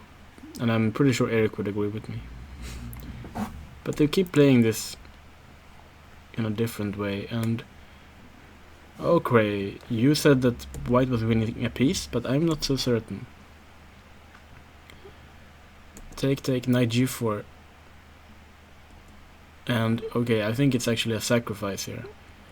And I think that this is a move he missed. And I actually missed it myself when I looked at this position first. But knight d4 seems to... Ah, but there's knight... Ah, knight e3. There is some bishop takes h7. I think. And I'm not sure what happens if king h8. And I'm not sure what's going on. Can't you go back and then play just queen h5? Queen h5 is a lot smarter than taking on h7. You're right. I think he missed knight e4. Yeah, might have been. And I think he's still playing, but I think he's not gonna play for that much longer, because I don't see enough tricks here. But this is great for Hugo. You must be happy. I am. And finally he has a shoehorn. He has a shoehorn. Yeah. I coach him like every other week or so. And each time I leave it takes an extra 3 minutes because I need to put my shoes on, and he doesn't have a shoehorn. I'm a big fan of shoehorns. It saves me a lot of time. So it's just getting awkward there because you're standing struggling with your shoes, and he's waiting like, for you to leave. Yeah, and he's like, okay, goodbye. And just hold on. I need to... 3 minutes later. Okay. I just had some... If you take here... Queen takes. Queen takes probably not, because he will take here and checkmate. It's for check. King takes, there's a fork, but bishop takes Bishop is takes, a move that is allowed. And now I thought knight e3. But here we might actually just play this calm move. No, queen f3. Do you like this better? Yeah. I thought knight f5. I move the king. And you take my knight. Yeah. This is smart, so I need to go queen c1. Yeah, but also queen h5 might work somehow. But queen c1 I thought looked quite clean. Clean cut. Yeah. It's threatening both the bishop on c8 and to just take the knight. So yeah, I think we're out of tricks. Unless... no. Come on, no tricks here. There's always an unless. But yeah, I was looking at this. Take. And here I think queen f8 probably made somehow, but this is an easy continuation. Isn't it? I think so, this looks nice. Yeah, so knight d4, and Hugo's gonna score his first win of the tournament. Good for him. Very good. Okay, so I want to look at Savita's game. Savita. Board 6. Because their position looks really... Oh, is this the team of the day? Please play a4 with white soon. Isn't black having a nice position? I wanna think after we gone through the moves. Okay. So we have another King's Indian. Shame on you. No, but actually, have you noticed that often during the rounds we have the same, like really similar positions? Like we had one day where they all played like b3, g3, b6, g6, and now we have the King's Indian. Yeah, I agree. And the Samish variation is of course a popular one, not one that I like particularly myself. Even though e5 I know is not supposed to be the most dangerous. I think white has good chances of an opening advantage after e5. There are moves like c5 that I think is much more challenging. But this kind of position, knight e2, knight d7, d5, I think white has been scoring well with the brutal attacks with queen d2, castle long h4, g4 and so on. But I can't say that I know these lines very well. I do know that knight is usually not on b6 in the King's Indian. And I also know that I'm not a big fan of playing b3 usually. I think knight c1 is usually... Yeah, because you want it often on d3, as you said. Yeah. But I think white was aiming for this brutal caveman attack with long castling and h4, g4. And a knight on c1 would be a little bit... But if you play b3, you also weaken your king side. Yeah, definitely. I mean, this a5 eventually might be... You get a hook, like you mentioned a few days ago. Exactly. We get a hook. Yeah. Queen e7, castles, c6. I like the black is playing on this side of the board. King b1, f5, knight c1, c5. So by playing c6 and then c5, there's no en passant. And I don't know, I feel like black is doing well. Yeah, as you mentioned, so probably white wanted to make this attack with like h4, h5 or something. But it feels like it's going a bit slow. Yeah, I mean, black shouldn't be allowed to push f5 so easily, I think. Because at this point, black is the one who's grabbing space on both sides of the board. I agree. So definitely I would say at some point you might want to afford playing g4 even with white. But still, this b3, I'm not sure. I'm not sure about b3 either, but let's say castle c6, maybe g4 here. Yeah. So prevent f5, of course. So take here. Maybe you don't prevent it.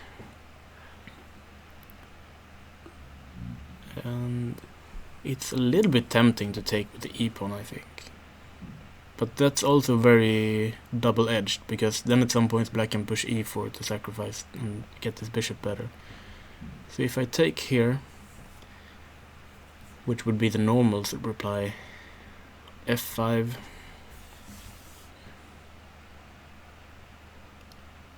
and maybe black is still doing... Yeah, I even considered f5 immediately. Yeah.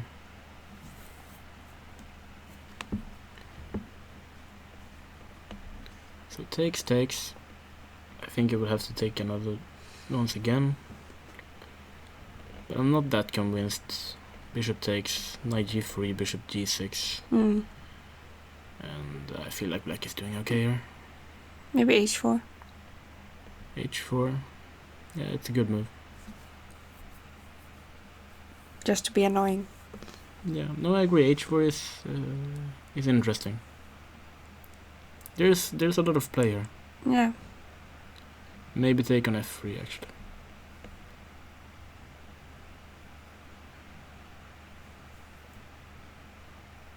Maybe we shouldn't give up this pawn so No, I agree.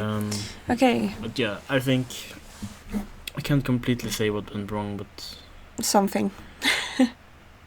Yeah, because in the game at least, of course it's not terrible for white, but I feel like black... Oh.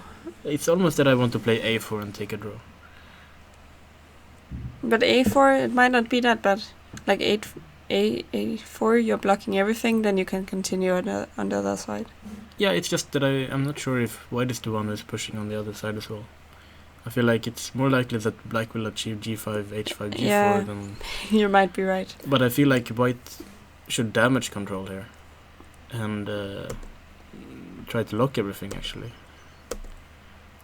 Because when it pushes the h-pawn, I'm not a big fan. I would say that black could even... Okay, it's a bit too early when it's not a4 played, but if white had played a4, I would immediately play king f7, king e8, and walk with the king over to this side of the board and then try to attack.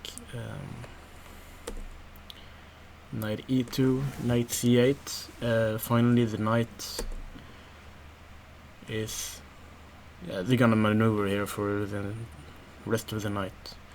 Do they celebrate Valborg in India? I have no idea. I would doubt it. But yeah, I think... I don't even know what... If I had to pick someone, I would pick black. Can I come up with a crazy idea? Go ahead. Can I get b5 through? If you can play b5, definitely. Because I want to play b5, and then I want to play like a4. If takes. Yeah. It seems crazy, but on the other hand, like, what is your king doing? Yeah, and take it. Or maybe no. I don't think you should take don't it, take, because now I'm coming into c6. Exactly, but play... Rook b8 might be an idea. Yeah, or knight a7 or something. But... This isn't... I don't know what this is, but... No, rook b8 first. Yeah. Rook b8 looks natural.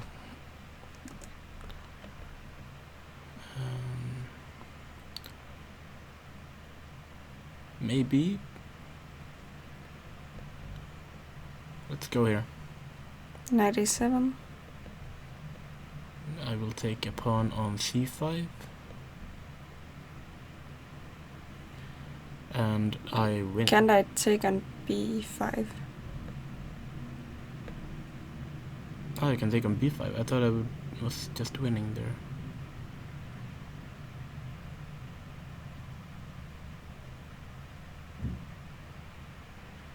Maybe.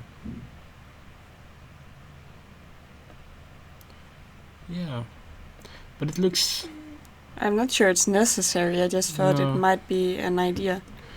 If you really want to push for a win, of course, this is an idea. But I do think it's quite risky. Can you start with a4? What happened? I mean a4 here, and if b4? If b5, probably I'm gonna take anyway and play that position. Yeah. No, I don't know. I think they're gonna maneuver and not push any pawns for the next 20 moves. Unless white feels tired and pushes a4 himself. But that's the thing. If I start to maneuver now with black, I would always be scared that at some point white just plays a4 anyway. And then what? Wait, how do you mean? Let's say I move something random with black, and then white push a4. Then I spilled my chance. Oh, you mean if, yeah. Let's say I try to prepare, I don't know, I prepare b5. But then, okay, I know this pawn is hanging. Why am I also always losing the pawns? But I feel like black can't do that much on the queen side unless white really plays something strange. Like, at least he can play knight c3 or a4. But I think, like, if black does something, it should be on this side of the board. But are you completely sure? Not completely. I feel like if I walk with my king, then I have to watch out for b4. But Yeah, but like maybe the bishop f6, knight g7, like Majorov played it. h6, maybe improve my... just very slowly. The good thing is here, even if they win... if they get low on time, they can just walk back and forth. yeah. The only thing like I'm thinking is that the only break white got is this break. Yeah. Right? Yeah. So if I play on this side, my king will somehow get like uncertain because I can't really walk over here. Yeah. We just continue with another game and see what they do. Yeah. No, I feel like... for me it looks quite difficult for either player to do anything, to be honest. And it might be very risky to do something. That's the thing. And I think they're gonna walk around for 20 moves and hope that they will get an advantage to do something when it's not so disadvantageous. So we can see what happened here, even though I really liked how things were going for white. H takes. Double pawns are good sometimes when you can put mate on h7. Knight e7 looks like a good move. yeah. Bishop e4, knight f8, a4. Oh, that's actually quite nice because you blocked the idea black had. So Yeah, the only idea yeah. he ever had. Oh, this is nice.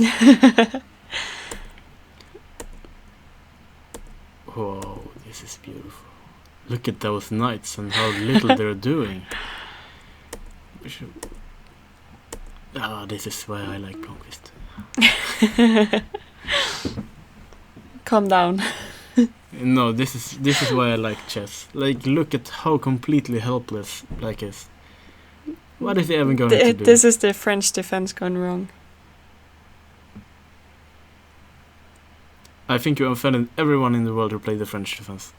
Why? Not even French defense players will get positions this bad. Not even. Now you're offending them. Yeah, I mean, they're French defense players. I played the French for almost 10 years. Yeah. And this sometimes happened to me. But yeah, I don't think there's a lot to say. Blomqvist is just crushing. I was speaking to my... when I played in the Bundesliga, I spoke to my friend Linus Johansson. And he was discussing some kind of back massage. Don't ask me why. But he said that I like back massage. I can handle quite a lot of pain. And I realized that this is because he plays the French. I really hope Stellan is watching. Yeah. I think the game doesn't really need that much more commentary. The rook on b8 is trapped, and I feel like maybe black should resign. But rook on b8, that's not even what I'm worrying about. Like, bishop takes, and like all your squares. Like, all of them. Yeah. I like this game by Blomqvist. Like, He had another game in Fagernes recently where he just gave Black a completely horrible position to defend. Like, how do you defend this? I'm even No, you resign. like threatened to take. There was another game in the tournament where Edwin didn't resign. He just played until mate. But I think against the grandmaster, it's. I think he should resign. Actually. Okay, let's go on. So there's some games we haven't looked at. Yeah. Oh, Kennerskog won. Yeah, I actually saw this during the break. It's. I think this was a crushing game. Long time actually. no see. And we get this odd version of the Slav defense. Some people call it a triangle Slav. Yeah. Because it looks like a triangle. Very deep name. Isn't it called the triangle Slav? The official name I think is Note Boom, which I've always said until your boyfriend corrected me and said it's Nutte Boom. Which might be correct, I don't know. Nutte Boom. It sounds strange to me, but... No, it must be Note Boom. I'm sure he was not joking. Maybe he was just saying it in his dialect and it sounded strange. I don't know. But we have... this has been played like thousands of times. I shouldn't go into the details, but basically white has a big pawn center and black has 2 pawns that might become queens. Yeah. In an endgame. And lines here are extremely sharp. If you're interested in the theory, look at games by Tomaszewski and Krasenko as well. He has made some kind of DVD for ChessBase about it. Yeah, and the main thing is you need to be good at calculating in these positions. Yeah. Always, yeah. I think always it's like a race somehow. Yeah, it's a battle of the center against those pawns, basically. And of course there are a lot of tactical nuances. You played this against me in Blitz. Who? I? You, yeah. With black? Yes. And Did I do well? Yes, you crushed me completely because these pawns became queens and taking a lot of stuff along the way. I was just about to say that I have never played this, but apparently that is not correct. I think this is the starting position where all the theory basically starts here. I think knight d2, which Kennerskog plays, is one of the main moves. The other move I think is queen c2. There's also rook e1 and maybe even c5 here. And I know that Leo has played this line before. So now I need to try and remember something. I never succeed in remembering stuff. Okay, I will try to remember something. I know that when knight d2 comes, you always have to watch out for ideas like knight c5. That's at least something to remember. Another key idea for black is to push e5 at some point. Yeah. Because if you play d5, there's a big hole on c5. Yeah. And if you take, at this point, it might. I haven't calculated, but there are like ideas with taking on e5, bishop is hanging. So usually, I think there are lines where you can play this, and if knight c5, you go back and then f4, and you just throw everything at the king. Can you just ignore it? After e5? Yes. You can. But it's also not easy to take more space if you keep ignoring it. Also, if you're allowed to block, you might not have that much of an attack. So no, but like queen c2 or something. Yeah, no, I think this is playable as well. I'm not sure if a5 is playable immediately. I'm pretty sure that what Leo plays here is theory, because I recognize this idea. And a4 I recognize because the key idea is if you take, you have queen c6, and suddenly you're threatening both things. And this you would easily fall for in a blitz game. Yes. Seems like something I would lose to. Yeah. But this is a scary position to play with both colors. With white, there's a new queen on the board pretty much in the next couple of moves, and with black you're mated. And yeah, I can't swear on how to defend this. I think it's easier to play white than black. Obviously there is a way to defend it somehow, but rook d8, obviously knight e5, it's like c5 is an idea, queen e2, usually the knight shouldn't be on b6, I think. So this looks strange to me. But I don't know what to suggest. I don't know how to play these positions. They're a mess. They're a mess, but we should prepare maybe to push the pawns or something. Yeah, the problem is as soon as you push one of them, you can't move the other. Yeah. And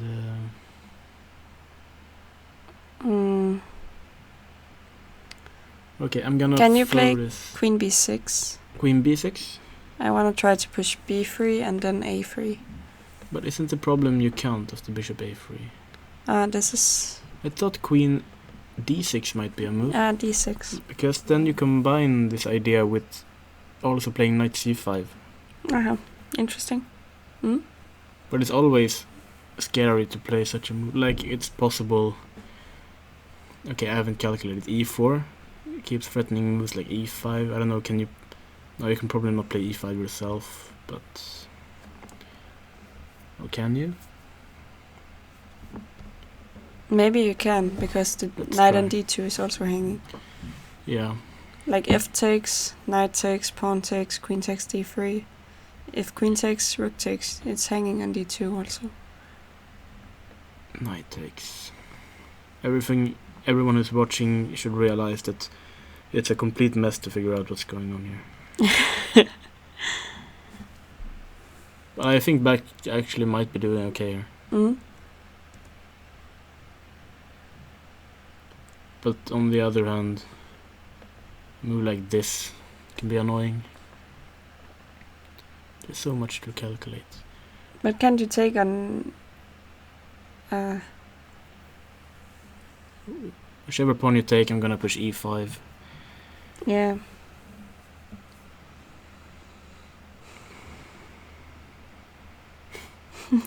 This is a mess. But now maybe I can play a3. a3? I'm just... Okay, I'm gonna just move this one. Yeah, Even though I haven't calculated taking on e5. No, I wanted to play b3. No, not b3. Yeah, I'm not sure what I wanted. We don't know how to play we this. don't know anything. No, not in this position. And usually you need a computer to figure out what's going on. But he spent 15 minutes, so maybe he couldn't figure it out either. No, in 15 minutes I wouldn't be able to either. I think White did a good job of blocking those pawns, and at this point this is already game over, I would say. Because those pawns aren't going anywhere. And too much space. Yeah. Like in the center, you're blocking all the squares for the black pieces. Yeah, now it's just checkmate, I would say. Bishop e4. Yeah, I was looking at this position, I thought like bishop e4 and what to do with black. Yeah. Also, like if you go back, you can just take it, because if you recapture, there's actually a checkmate on f8. Yeah, that's nice. Yeah. So knight c4, queen h3 keeps all the threats, and black felt he had to give up the queen. But still you can't take because of the mate. So f5. Yeah. And this is a nice comeback for Theodore. It's brutal. Can you even take the knight? Of course. No, but I meant the move before. You also could, I think. Instead of the check, just take the knight. And then? Yeah, the same. Yeah, but then I don't think he's gonna take the bishop. He goes for this instead. And yeah, nothing to say. A good game by Theodore. Yeah, really nice. I understand the choice of opening. I think it was a really try to win. For Leo? Yeah. Yeah. But the problem is there's so much. He has played this for several years, I believe. Yeah. Doesn't make it easier all the time. Okay, Blomqvist won. Blomqvist won. Did we see the final position, or do we need to see such strategy? Tragedy. Queen d5. What? Probably not queen d5. He might have resigned here, right? Yeah. Maybe it's a king on d5 and a king on e4. Yeah. Okay, should we take a quick break? Sure. Do you want to get someone in there? I might want to... Go catch him before he leaves. Yeah, exactly.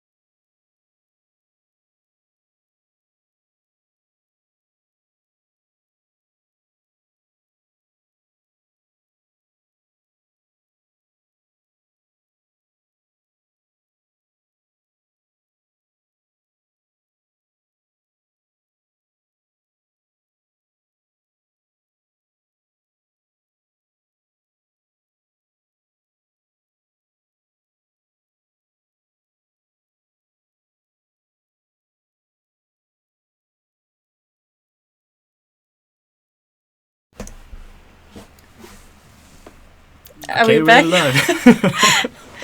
You're so annoying. That's the theme of the day. I'm gonna surprise you when we were live. And at some point you're gonna say something that shouldn't go there. Something very inappropriate. Yeah. Okay. I don't know where to begin, but stuff is happening, and this is a game that has finished Vanberg against Jefferli, and we thought after knight d4 that white was absolutely winning. Rook takes, bishop takes, knight e5, and we went out on our break. King h1, walking out of the pin, queen takes b2, and here we saw them shaking hands, and I assumed that black had resigned. I agree. It's sort of strange because I gave Hugo like a thumbs up, and I'm starting to regret because I realized he actually agreed to a draw here.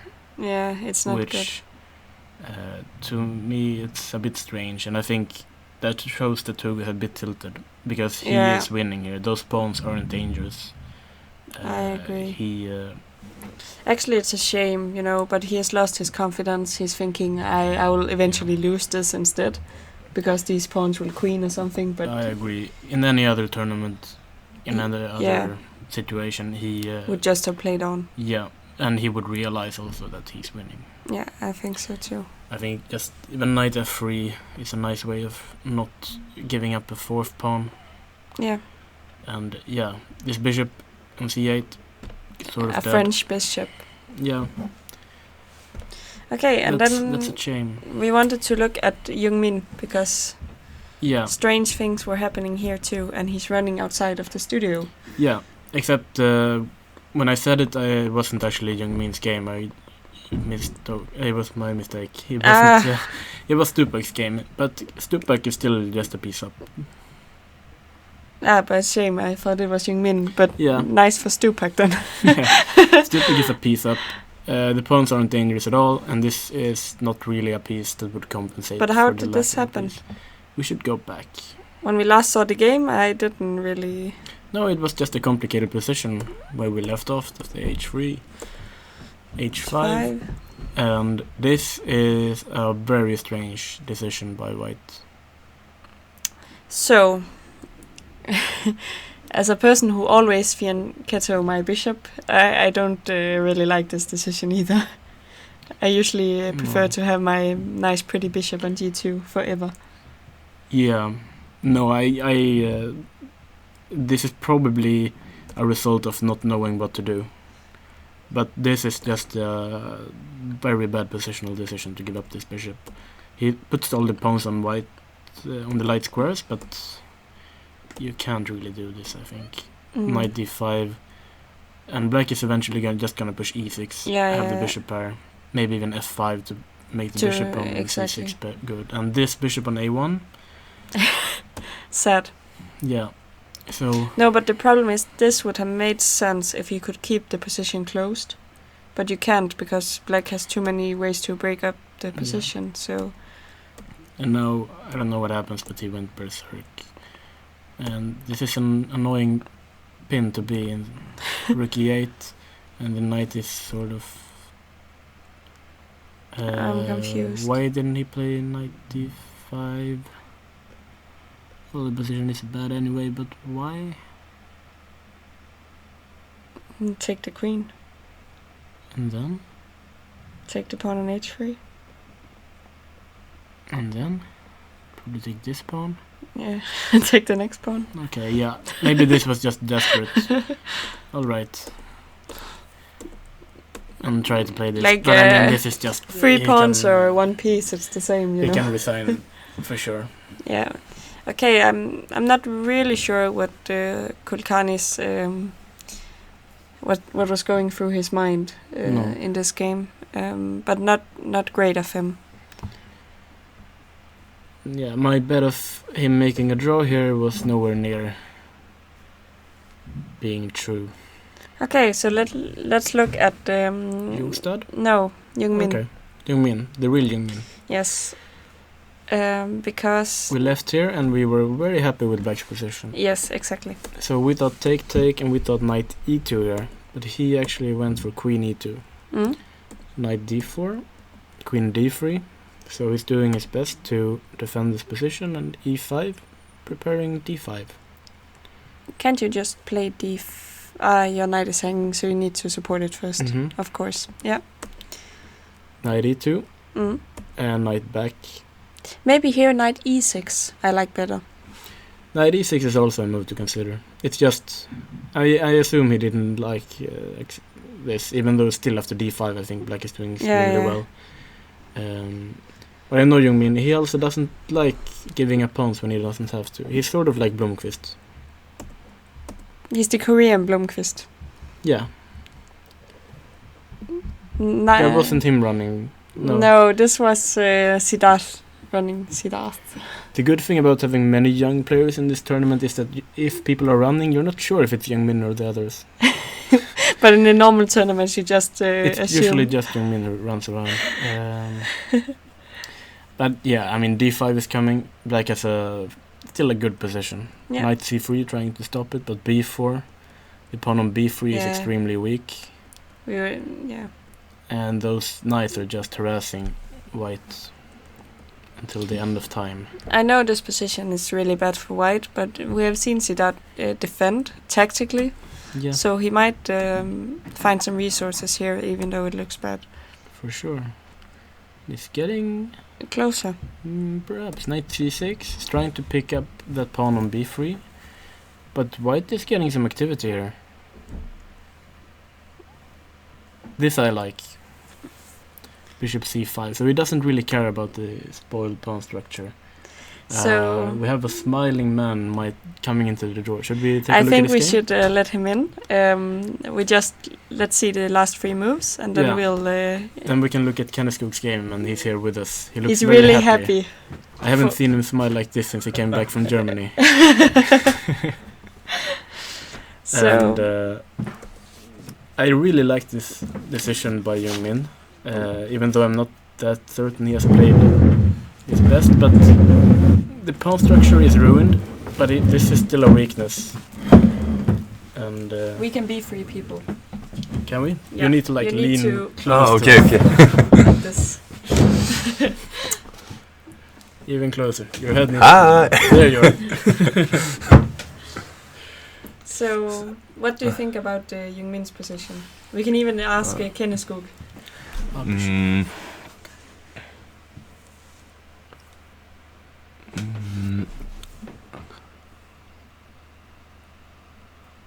So what are your initial thoughts? I actually like white. But you like white? Yeah. But okay. I don't think white is better. I thought at first I was optimistic about black's chances. But I realized, okay, I'd probably take a knight d4 here. And I'm not sure anymore. Oh, okay. It holds the f5 square. Okay, I didn't see that. Okay. Then black is probably better. But I think white has improved his position compared to... Yeah, definitely. Compared to earlier, I think this is an improved version. But do you really need to take an a3? Can I just ignore it and put my bishop on d5, d4? So bishop d4, rook b1, I suppose.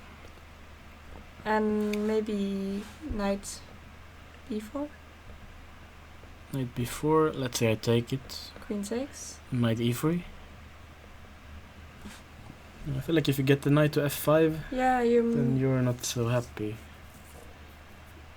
I don't have enough if I play rook a8. I don't think so. I kind of feel like white is doing well here. If you check, I'm just gonna go king h3. Aha.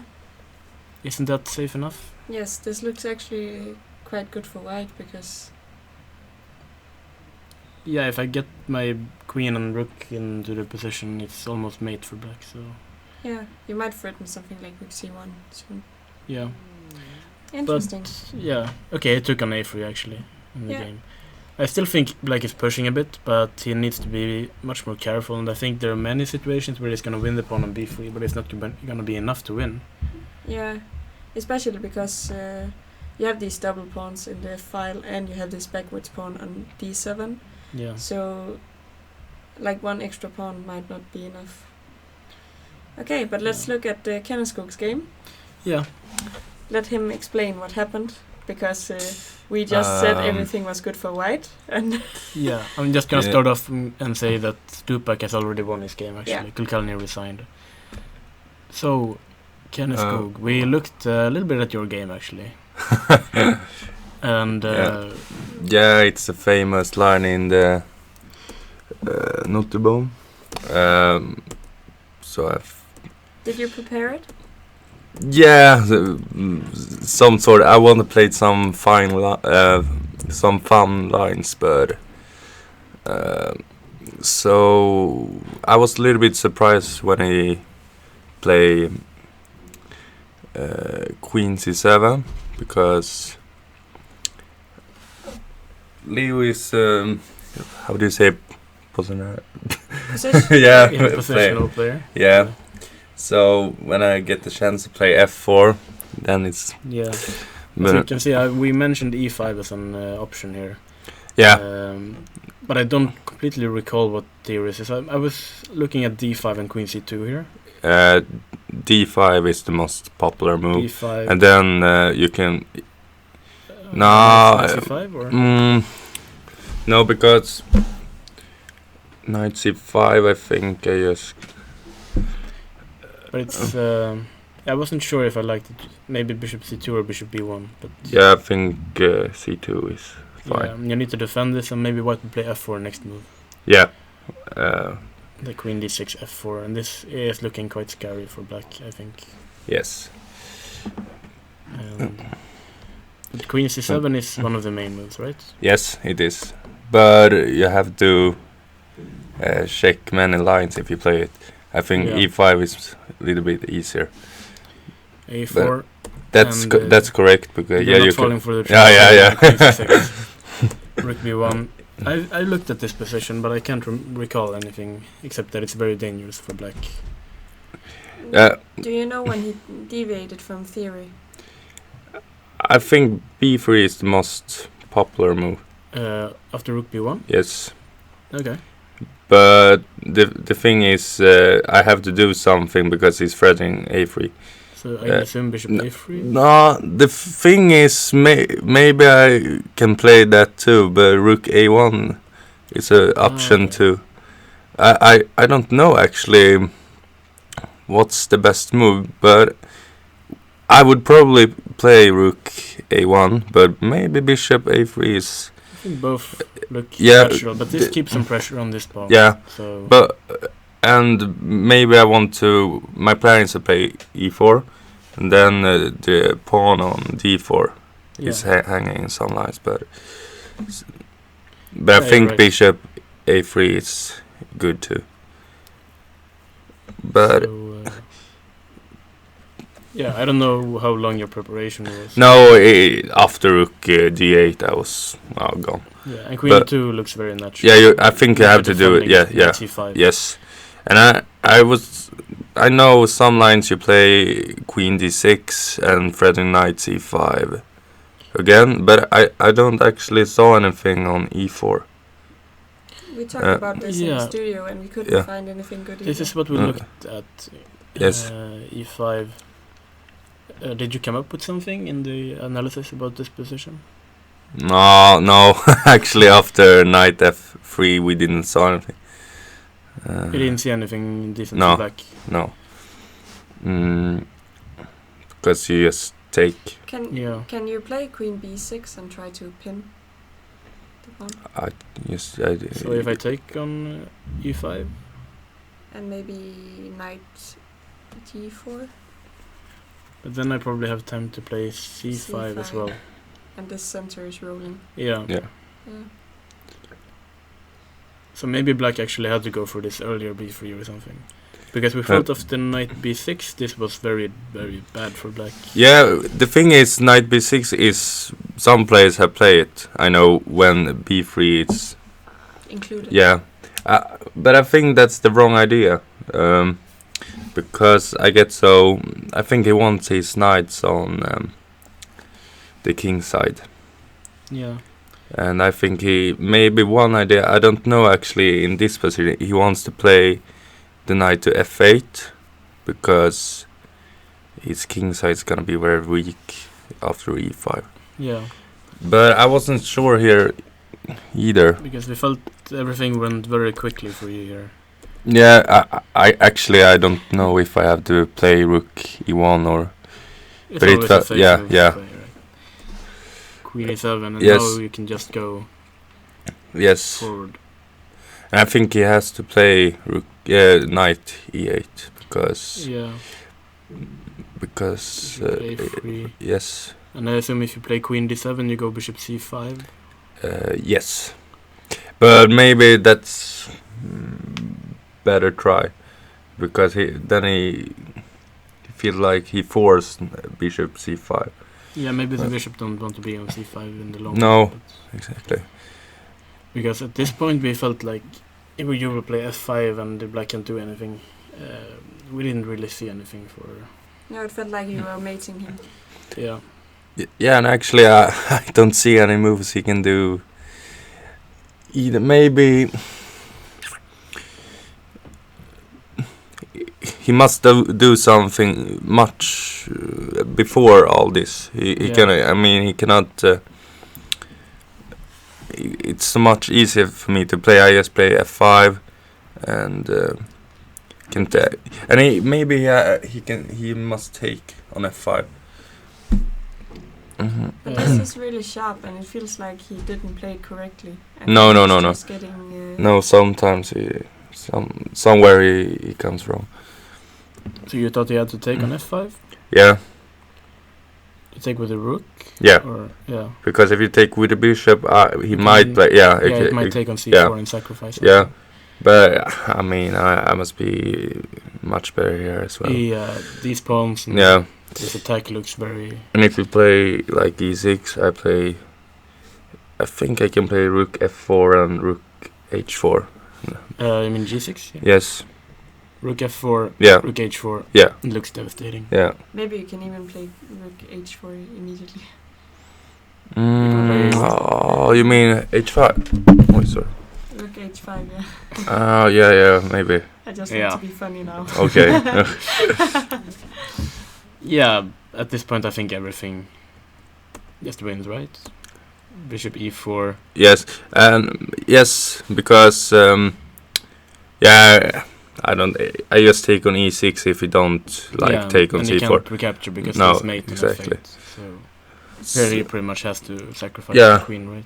Yeah, but it was a little bit scary when I did it because I didn't see his pawns was so. Mostly his b pawn was so strong.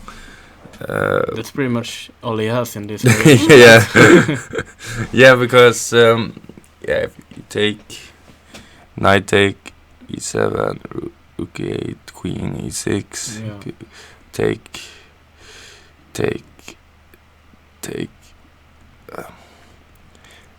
Yes, and I play rook c1 here. I think it was because I don't think I can take on e5. Yeah, maybe I can, but Take on e4 yeah, and if he takes on a3, I was yeah, he must be but winning you as can, well. you can play this, right? Or and I thought you could have queen g5. And with the idea, I thought I will take on a3 next move, and he doesn't have a check. And if b2, I will move my rook and mate him. So this should also be. yeah, okay, Yeah. yeah, that's true. Okay, I didn't see that. That's true. But okay, Uh, the way you played it is also. Yeah, it was. Yeah. Safe. But actually, I looked at this line before, but and I know Black has something to defend this, but it's not so easy. No. And I actually don't know what it was. I think some line, like I said before, was with queen d6, knight c5 ideas. But if we go back to f4, yeah, a4, rook b1, b3.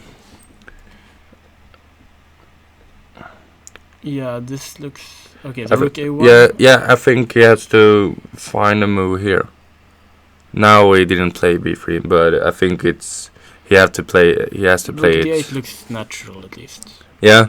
Queen So, e2, and here it feels like maybe. Yeah, maybe needs to be here. accurate. Yes. But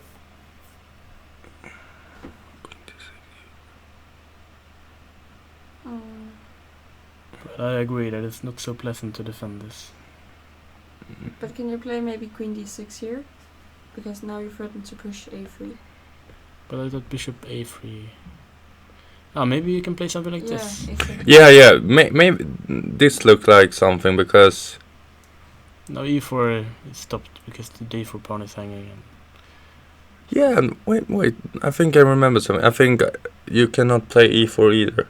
You maybe can, but after instead of bishop a3, you play e4. yeah. And he play a3. And I don't. e5 it doesn't work. No, it doesn't.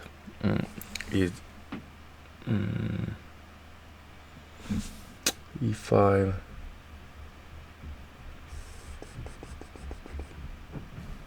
Oh, Young Min, right? Just ran by.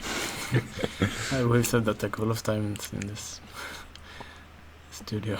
But maybe can you play queen b4 here and just sacrifice this knight? But can you play this line with black? I It's so dangerous. I know, but okay, I want a new queen. Yeah.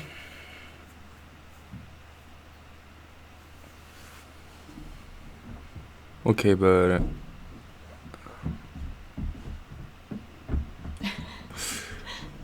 I wish sometimes that we could turn the camera to show them the window. We have an interesting view of people running around. But maybe this is some kind of try. It's at least Yeah. complicated. But b3 looks a lot better than, at least easier to play than what he played. Mm. yeah, I think it's a line there So to what do you play. think about this opening in general? It's sharp. I mean, it's fun. It's fun to play, but I actually played it once before as white, and actually managed to win Mm. for the first time. No, but So you have a very good score against the line. yeah, I only met it 2 times. So, but okay, but Yeah. yeah, but I actually think black has to be more prepared than white. If Yeah, there's a lot to know, obviously. Yeah. But there are some strong players that play this. Like you mentioned Grishik earlier. Yeah. Tomaszewski and Yes. Tarasenko also played it a lot, I know. Yeah. So it's of course possible to play if you're well prepared enough. Actually, now I remember I play it as black as well. Okay, but and I actually won that game too. So okay. What about But then the white player wasn't prepared at all. Okay. So okay. what do you think about your tournament? Okay. That says it all. Yeah. No, okay.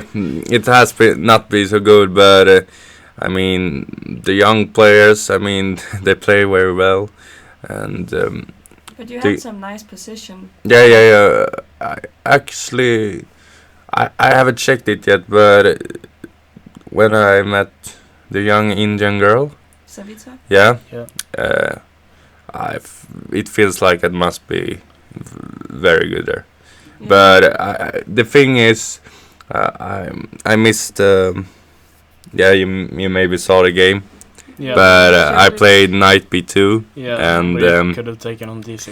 Yeah, the thing is, it felt like it was easy to play knight b2, but the thing is, I forgot that I fought like 20 minutes, and most of the time I think about taking on d6, and then I have the rook and the knight who can take on c8, if you understand what I mean. Yeah. Yeah, but now I forgot it when I play knight b2. So. Yeah, but We looked at that line quite a bit, and we didn't figure out what you She didn't actually see. showed the game, Yeah, she came in here and showed the game. Yeah, okay. but she wasn't so happy either because she thought her position was very bad. Yeah, it Yeah, was. yeah, it was. Yeah, but I don't know after. Okay, now we don't have a position here, but after you take on.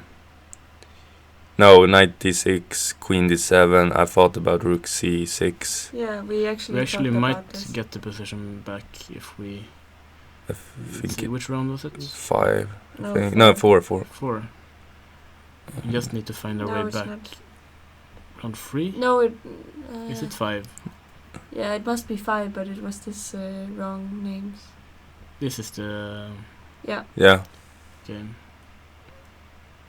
And I actually maybe was equal after a while as well, but I lost it mentally, so. Oh no, the computer is protesting. Why don't we have internet or something? We do. We're gonna try and fix the problem. Can the viewers see us? Yeah, I think they can see us. We just won't get the game here. Maybe no. I don't know. No. No. Okay, maybe. Anything. We're gonna try and fix this. But thank you for coming and show your game. Yeah. And So, what's your hope for the last 2 rounds? yeah. Yes, play some crazy shit and make them. We're still live. No. Kill, destroy. No, it's good that you keep your spirits up, and you at least seem very happy today. So. Yeah. Yeah, there was a big smile you had when you came. Yeah. Okay, should we take a quick break? We should take a break and fix this so we can see the rest of the games. Yeah. Okay. Super. So see you soon.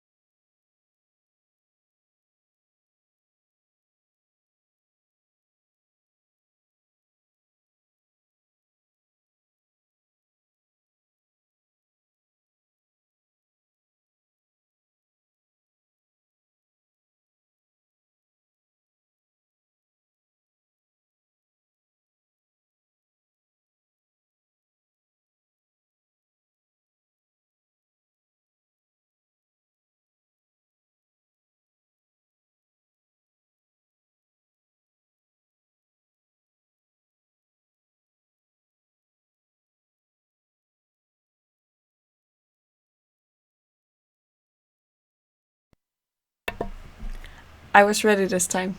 Damn it. Okay, so thank you to Theodore for coming in here Yeah. and telling a little bit about his tournament and the game. Mhm. So we should go back to some action, and I actually wanted to look at the top board Yeah. because he showed what happens in the King's Indian Yeah. and why it's not a stupid opening. I still believe it's a stupid opening, but Like here we have I think this is not so clear. we have a good position for white, and I think it's quite clear that you have this open file, you have some nice squares, but let's just see what happens. And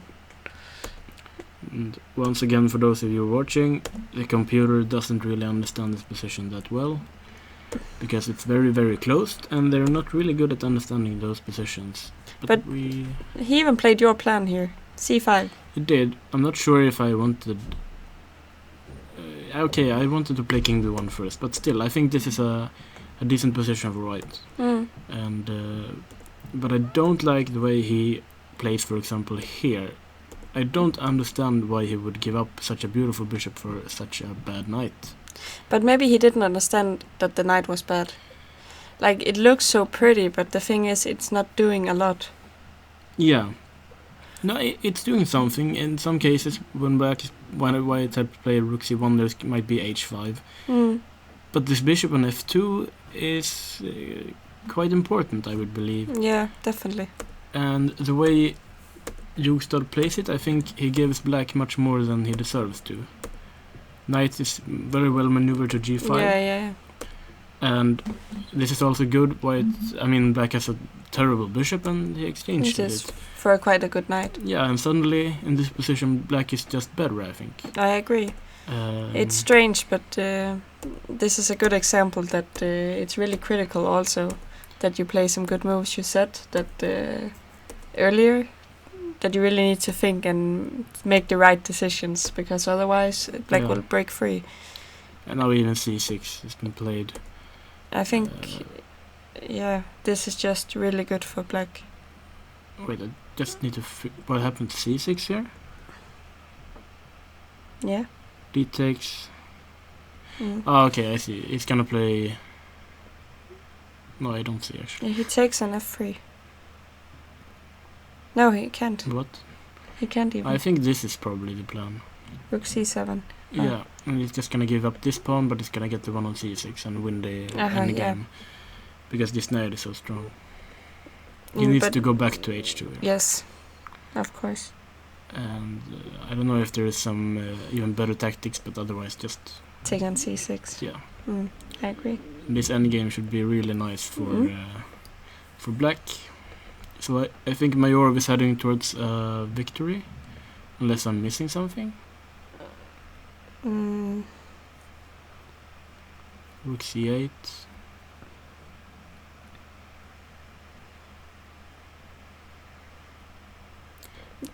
Are we missing something? I don't know. I mean, the chess-based program suddenly made like a Evaluation? +0 sign, which means that white should be winning, but I don't see how that... No, I think it's just wrong. Yeah, the technical stuff... It's not going well for us, but No. I don't think it's our fault, it's the program's fault.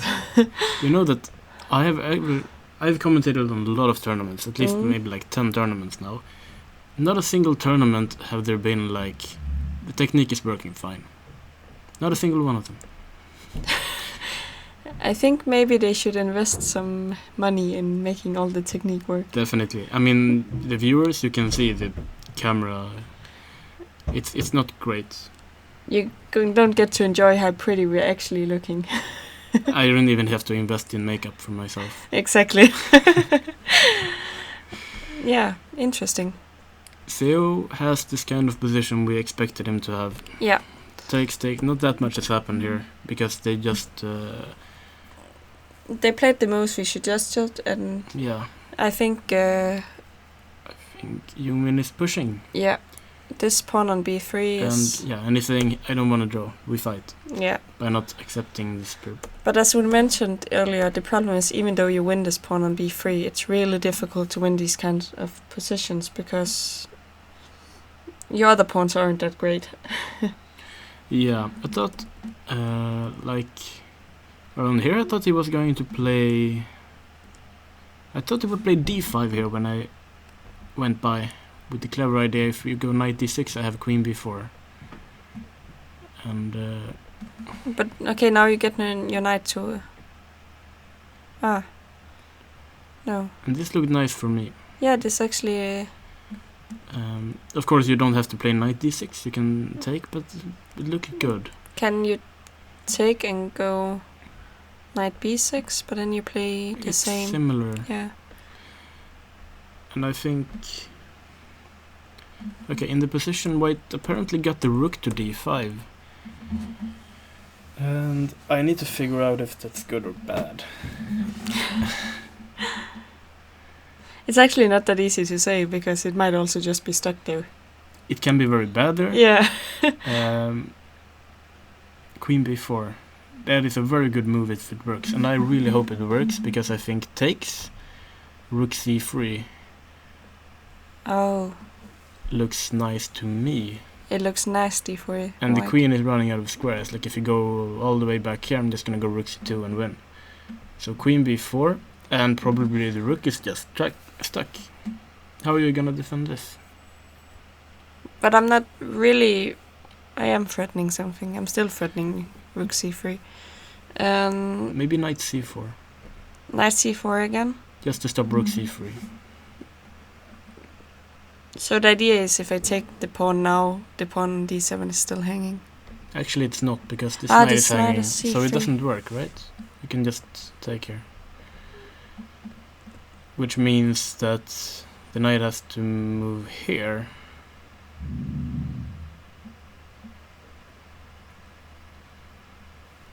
Mm-hmm.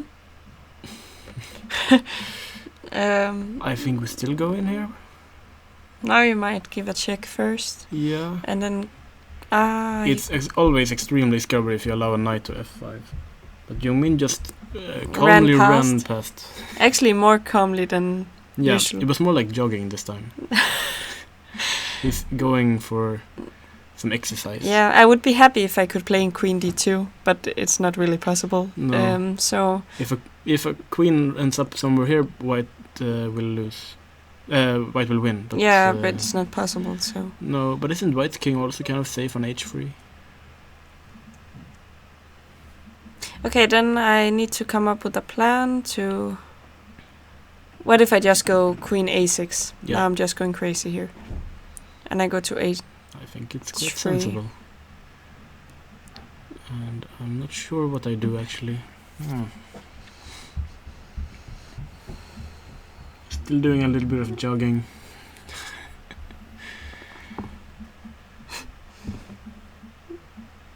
He must exercise a lot during his games. Yeah, he definitely should be the person who burns the most calories during a chess game. Did you see the study?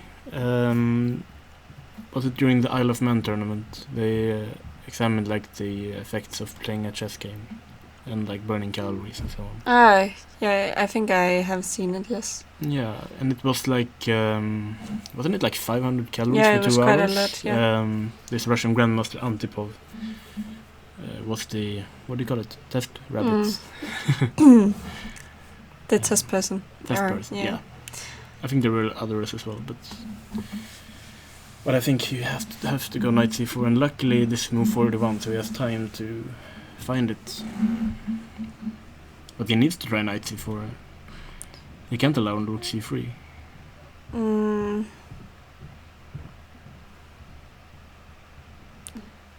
No, I also think you actually need to play it. Because the queen doesn't have any squares, and I don't see how it create anyone. But to be honest, I feel like black is really pushing for a win here. Yeah, but okay, I'm not sure. Like, here, what's your plan now? I don't know.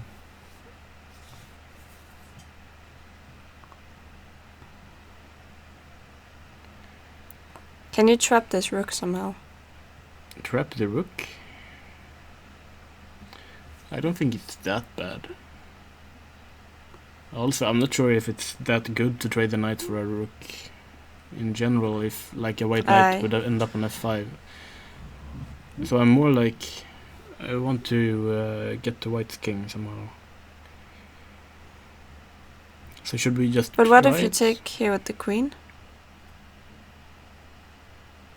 You can't because... No, wait, hold on, what's going on there?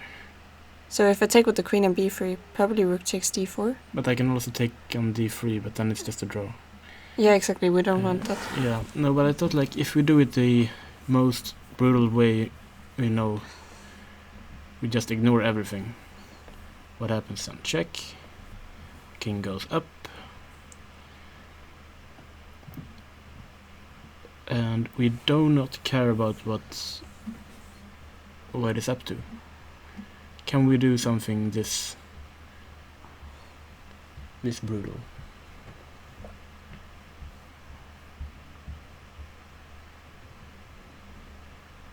Like maybe, but what about knight e3?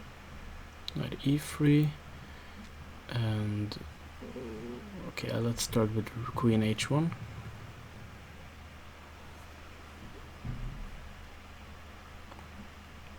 I'm not...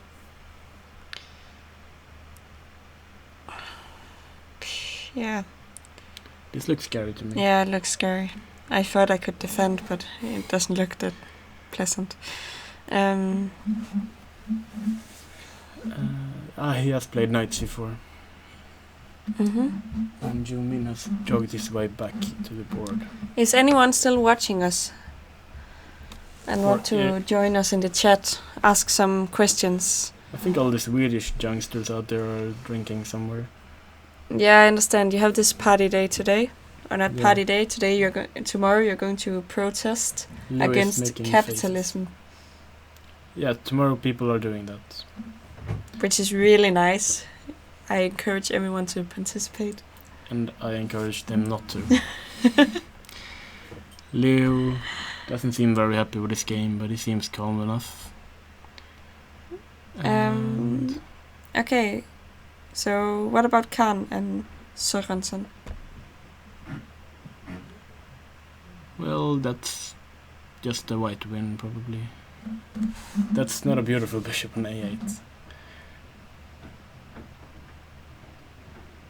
What happened in this game?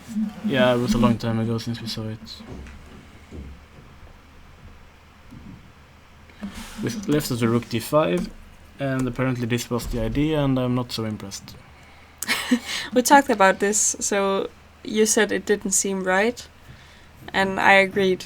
I'm not sure if you missed rook c4 or the idea was rook d6, because he played it rather quickly. Something is very strange about everything here. I think white is played well. Is Savitsa finished? That must have been a draw, right?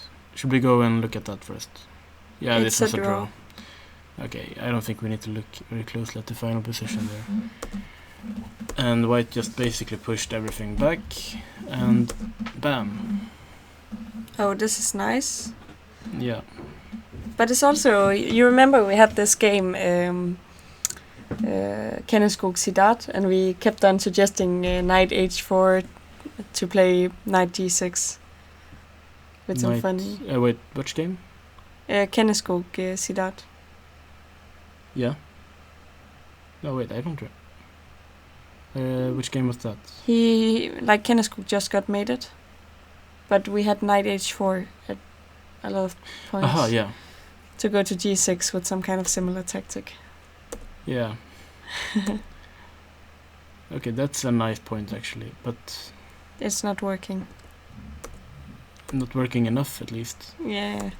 Because there will be this kind of position where the bishop on a8, It's depressed.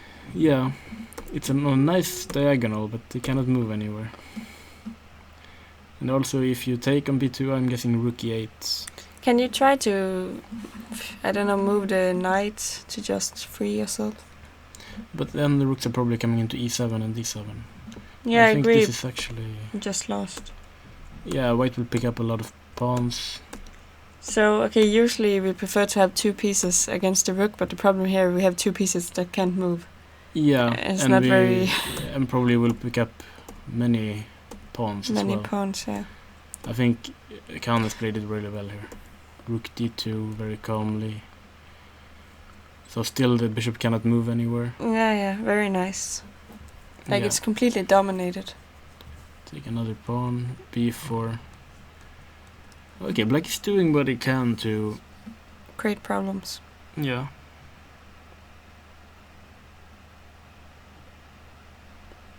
Actually, this h3 is a nice move. But maybe g3 here. Yeah, I assume they will play g3, and then we will have to go king f5. And then I go maybe king... he just wants to take the pawn.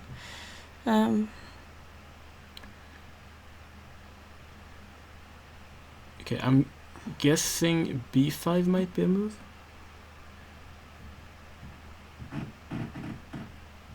Yeah. But I'm still not completely sure what's happening after bishop takes here. I feel like those pawns should be very dangerous. I just don't see... Maybe you can check on f7. I don't... Why? Take Yeah, king takes f3. and take free pawn. And I wanted to go behind, but I don't have time. No, that doesn't work. Okay, this h3 I like. This poses some questions. But there should be some tactical solution to this, it feels like. These pawns should be running somehow. Okay, how about this one? g3, king f5. Is it totally brutal to suggest? Yes, it probably is. To suggest to take on a8? Yeah. It's probably... No, it cannot work. I think those pawns are too slow, actually. Yeah, and also you can sacrifice the whole knight and still be fine. I guess king e6. No, this is not working, is it? I don't think so, unfortunately. Okay, h3. It felt like somewhere around here it was really good. No, but go move forward. I'm thinking maybe you should have taken on g5 first. Yeah, but still this must be good. Okay, let's think.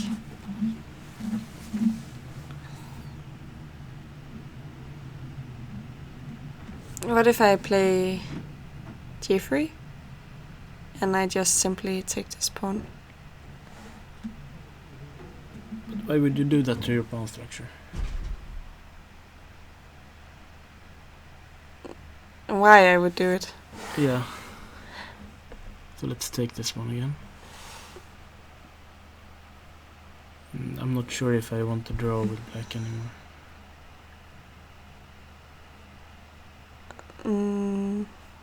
Okay, I'm just thinking, you know.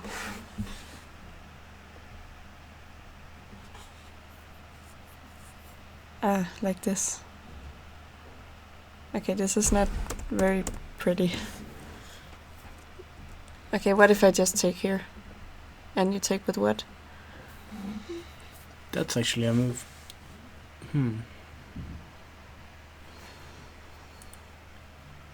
I guess still bishop takes. Just because that bishop needs to move. It hasn't moved for a long time. And now I go here.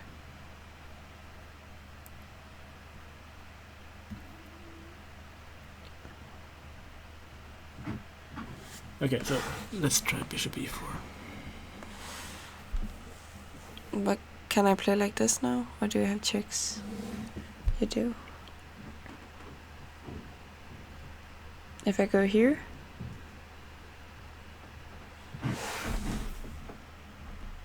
Rook G8.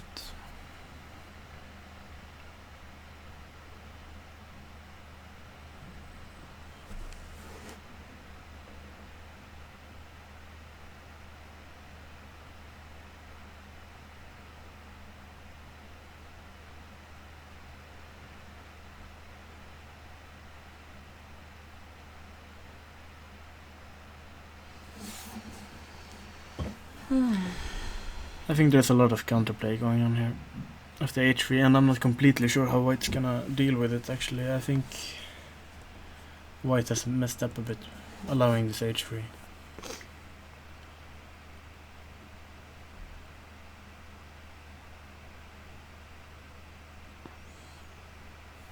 Okay, we need to find something here.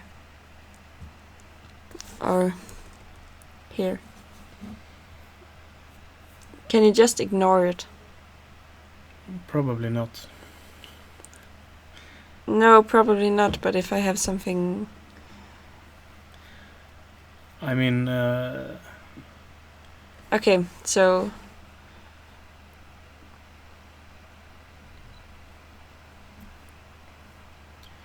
I don't know. It's everything not... that looks sensible to me is to move g3. And sensible moves often do the trick. There is rook e7, might be some kind of idea. Maybe g4. g4? And I wanted to threaten... Oh. It didn't allow you to.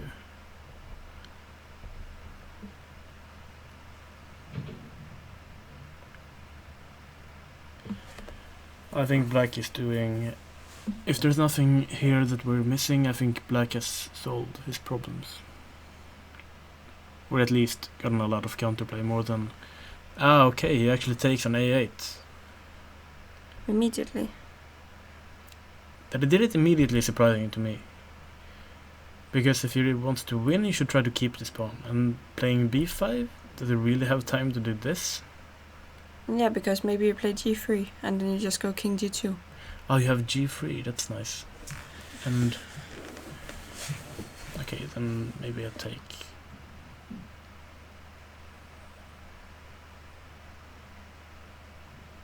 But now... I play rook b2. Okay, I don't play rook b2.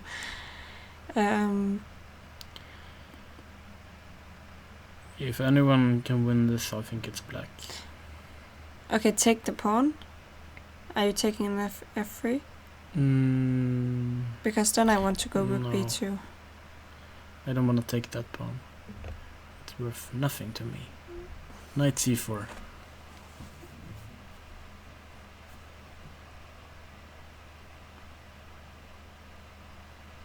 Yeah, I have no idea.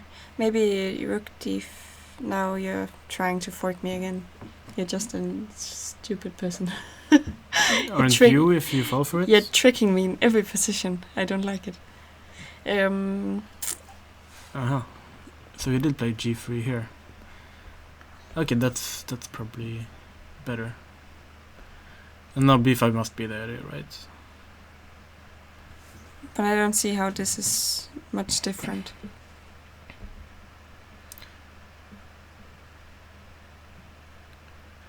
I don't think this pawn is that dangerous, but I also don't... Okay, king e6 is probably what I would prefer, because now you can use the knight in different ways. Yeah, this is the position we have, and I think king e6 will be played. Okay, so how do we not lose this? It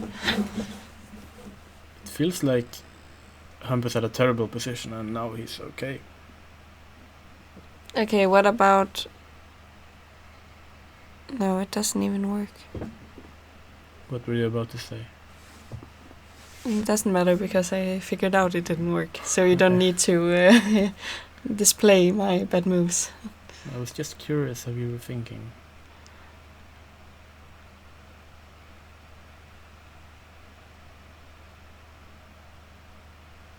Okay, try f4. F4. Let's put it somewhere active for starters. Yeah, then give a check. Check. Let's put it somewhere active. And I Starters. wanna push like F5. F5. Let's pick up that pawn. G4. G4. Can I play H5? Yeah. King G3. Take this pawn. Take on G4. Take on G4. Knight E5.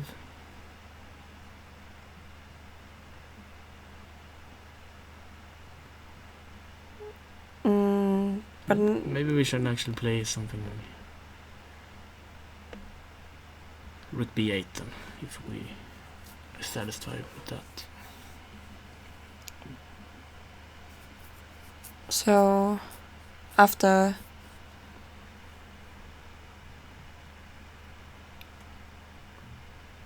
F6.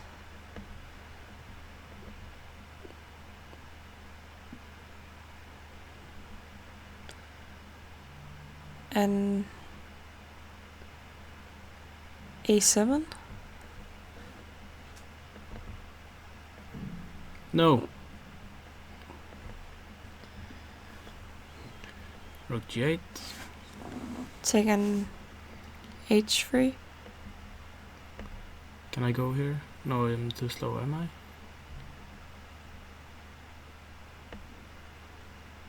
And now I just want to haven't push calculated F7. it. I will see what happens. Yeah, king somewhere is safe, maybe G2. King G2. And am I too slow here? I think now I'm winning. Now you might actually be winning, yeah. At least if you get these pawns, I don't think white will ever lose. Yeah, right. This I screwed up. Maybe I went too far there. What could I do here? Could I do this? Yes, but then I wanted to play Rook E7. Uh-huh. Okay, this is cheating. Okay, I can go behind the pawn, so Rook E7 and then... Okay. No, not... I said Rook E7. Oh, you still go Rook E7? Yeah. Okay. H2, I go Rook H7. Okay, so I take this one. And now I take an... Okay, I'm not sure I'm even holding this at all. Yeah, I don't think you are. What is going on with this program? I don't know. This seems to be the position at the moment. But I feel like white is the one who needs to fight well to make a draw here. Yeah, but I'm not so sure. Like, here you're threatening to play B6. Yeah, but knight C4. At least I don't see how white could possibly ever be winning this. No, but maybe you just play something like this, and you go grab this pawn. If you go here, knight D6, I go B6.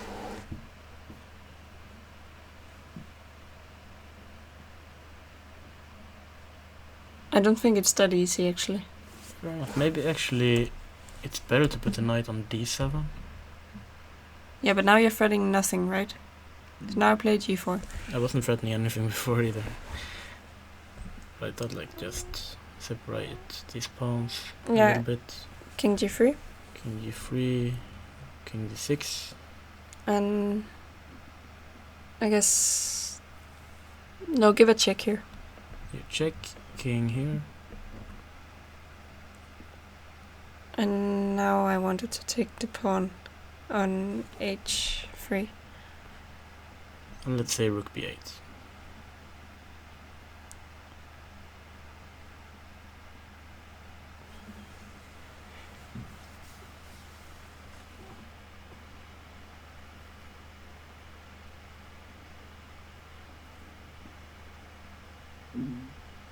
So, what is going on here? I'm just gonna pick up your pawns.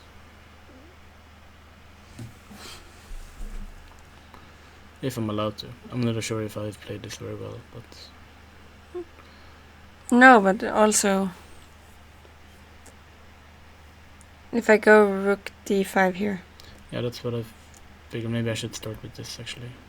If the program will let me. Knight c5.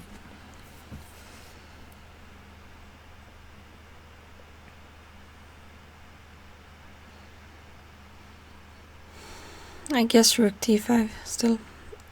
Okay. Okay. I'm so annoyed. Yeah, me too. I'll just refresh this page and hope something works out. But I don't think... I think white is the one struggling, but... But I'm not convinced it's that easy. You need to hold on to at least one pawn for not it to be an immediate draw. Yeah. Now I'm struggling to speak. But like, why aren't even the games showing up here?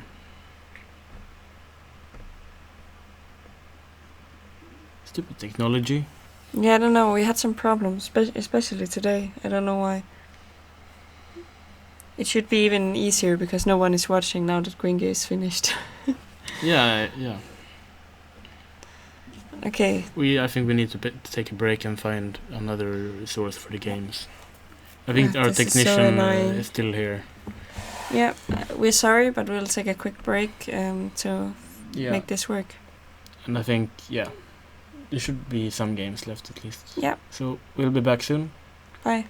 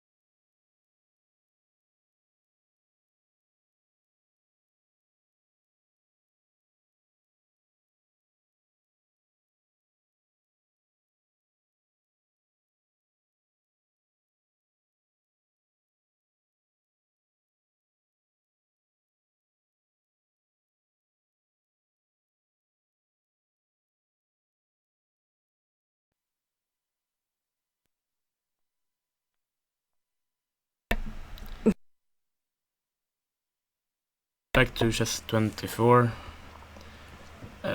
Just gonna... Oh, damn it. Technique.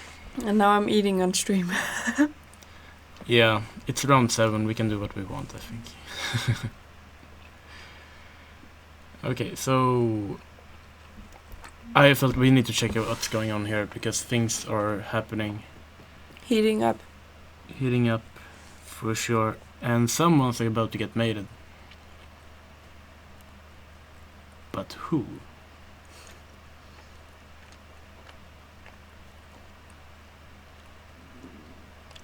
I don't know what's going on. I mean, Queen H1 looks so natural. But first of all, there's a check on F6. And that king... What if I just take the he pawn? actually played Queen F2 in the game. That's probably even better. Then if you take, we can actually consider taking with the queen. Even though he might not want to, because he has some nasty threats along this. Maybe you can just go king g8. Oh, that way, okay. Because then there's no checks. But we also need to figure out what happens if he just takes the knight. Yes, right? Then I wanted to mate you somehow. But how? Okay, I'll take with the queen. Take with the queen on h2, play King h5. H5. No, you can even take with the rook. Yeah, rook takes. But then... Seems nice. Yeah. That can't work, right? We need something else here.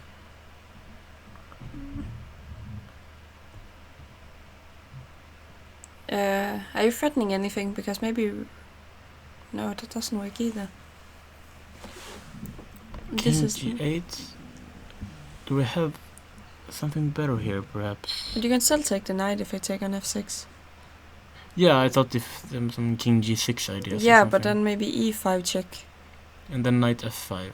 Ah. But I thought like just knight e5 looks more annoying to me. But then maybe you can take an f6. With the king. It's a fork No, on it's g4. a fork. I'm really not. So if we go here, at least we have h5 later because the knight is cut off. So should we try this instead? Queen takes, king g4, h5. This is starting to look like something. But king f4? Yeah, and then we have knight f3 to protect everything. Okay, this is still a mess because like this move. And how do you prevent something bad from happening here?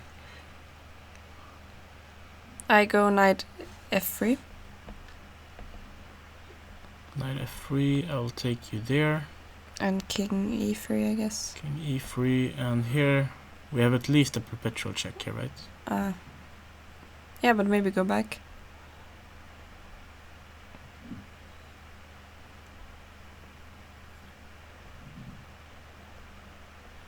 Yeah, oh, they already played very quickly. They seem confident on what's going on. Queen takes king g4, and this didn't seem... Ah, there's queen e2. Yes, I also looked at this, but I couldn't find anything. King f4? And now what? Yeah, exactly. Ah, maybe h5 now. But okay, king e5? That king is completely safe. No, this is not good. He's No, it gonna- isn't completely safe. Come on. Why not? Queen g4.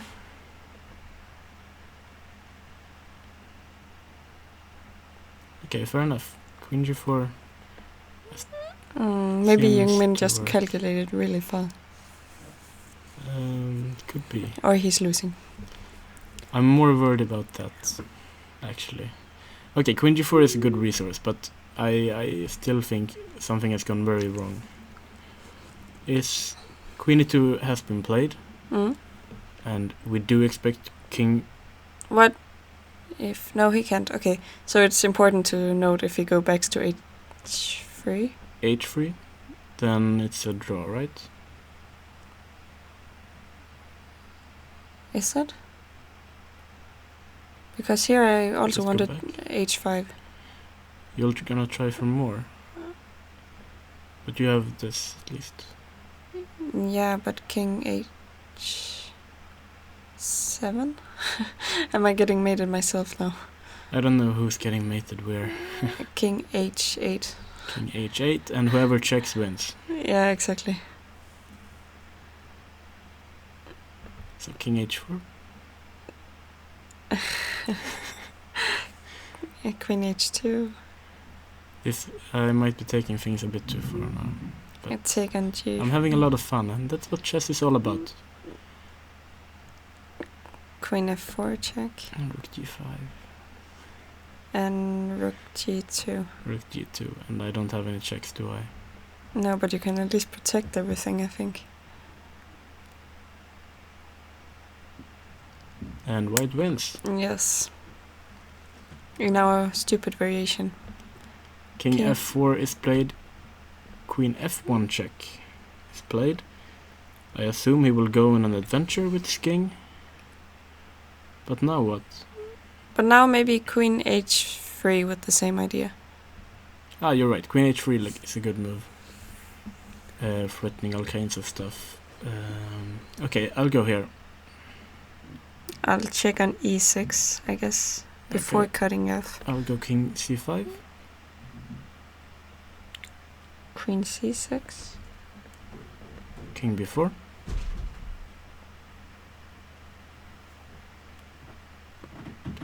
And it looks nice for white to me. Okay, go one move back. One more move.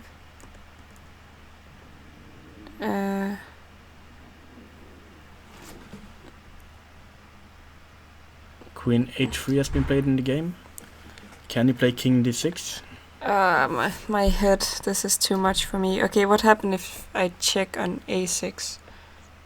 a6 check. I guess I'm going the same route. Yeah, now I'm taking on b3. What? Take the pawn on b3. On g3? g3, yeah. Sorry. So I'll go queen e5. Yeah, and now I'm getting mated again, or what? As far as... Oh, it didn't. It took on d7. I thought this line was just winning for white, actually. Rooks take... Okay, that's very cool if he can play it this way. And probably he can. It's gonna be so heartbreaking if black loses this. I guess this looks like the best chance. King d5. And now we need to drum up something. And we need to do it quick.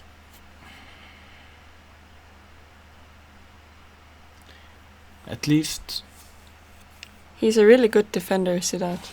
Yeah, but this is the psychological thing I was talking about earlier, what you mean. Maybe check on h5 instead. And king d6. And check on a6.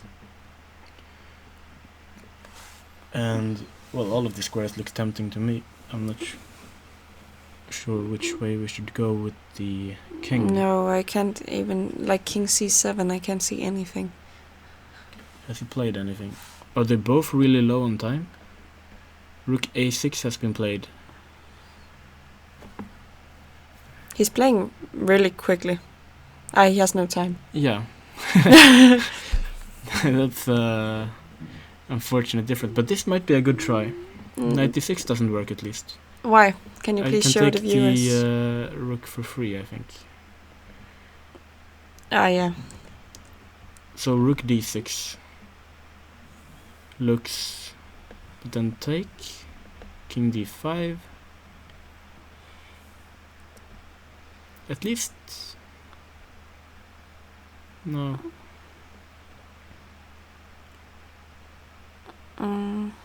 It doesn't work, does it? Maybe check on g5. Okay, so I push e5.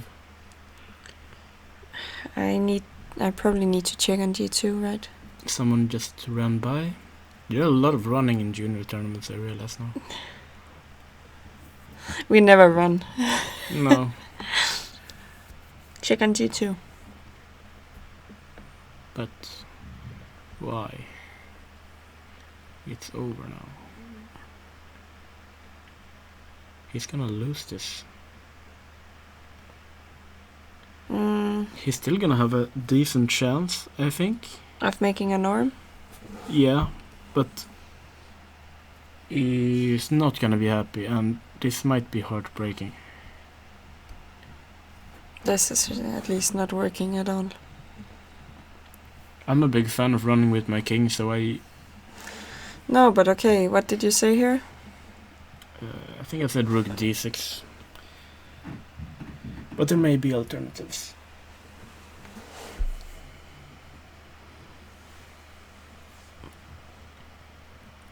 Do I have some kind of perpetual? Oh wait, we actually have queen h5 here.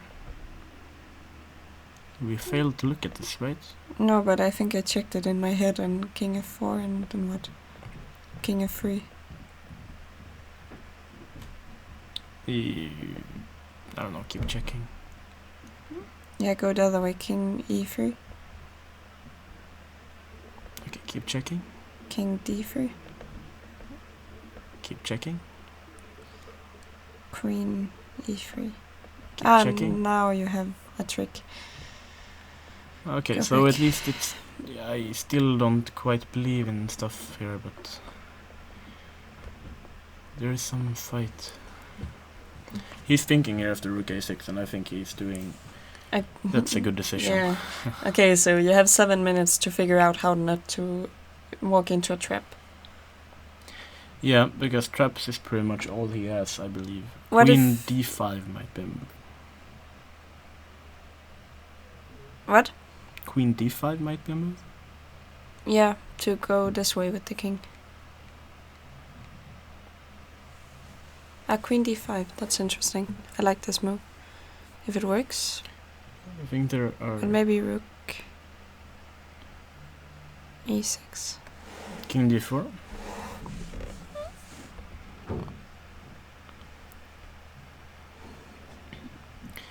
I think Young-min needs to play quickly and get him down on time, so eventually he can play this kind of position and just hope for some kind of Mess. trap. Because objectively I think this position is just lost. But what a shame. Can we see how he got into this mess? We sure can.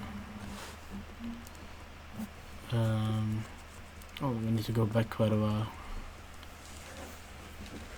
He was thinking for a lot before he went into this, actually. So around here, we looked. He pushed f4 and he just completely gave up on everything. And it just doesn't seem to work. And the king ran. No, it's very strange. He knows how to calculate. Well, Okay, but it's not... I have to give him, it's not easy to calculate this. Because there's so many variations. No, but you don't sacrifice everything you have for one check, or two checks, or three checks. No, you need I something agree, more. I agree. But he might have missed some move in one variation, and now he's just... Yeah. You know... Yes, wait, still thinking after rook a6. Which games are left, actually? Mayorov won his game as expected against Julstad. Just show the final moves. I think we just briefly looked at it. Somewhere here we left off. Yeah, we can just quickly browse through what happened. He went into this endgame, he picks up this pawn. But the endgame is terrible for white. He's a pawn down and the bishop on d1. Yeah, this bishop on d1 is just suddenly sad. that extra pawn came into good use. a4. So this is so typical the King's Indian, you know. Oh, this is very nice. Yeah. Takes and rook a1 mate. Yeah. Okay, I gotta give it to him. That's a nice trap. Yeah. Okay, and you're up a piece. There's nothing to say here. No. Okay, what a shame for Julstad, but We have Khan's game still going on. yeah. How did we end up here? I said it wasn't that easy. No. What G3? on earth? Here. b5. King e6, rook a2. This looked like a7. something we looked at. Okay, But a7 I A7 is- completely overlooked.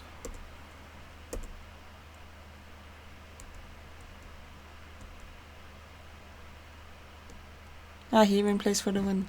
Yeah. No, I think at this point you should. Okay, a7 I completely overlooked. I have said to it admit. wasn't that easy. It was difficult. If he doesn't play a7, I actually don't think it was that great. But now, what do you think? Is white winning? So I'm the rook ending expert. Yeah. My gut feeling is this is a draw. Do you think so? Yeah. Okay, who do you think? Do you think it will be a draw, or do you think he's gonna win? I think... so is this the time after they gained extra time? So this is the final... I think so. Yeah, I think it's going to be a draw. I think white's gonna win.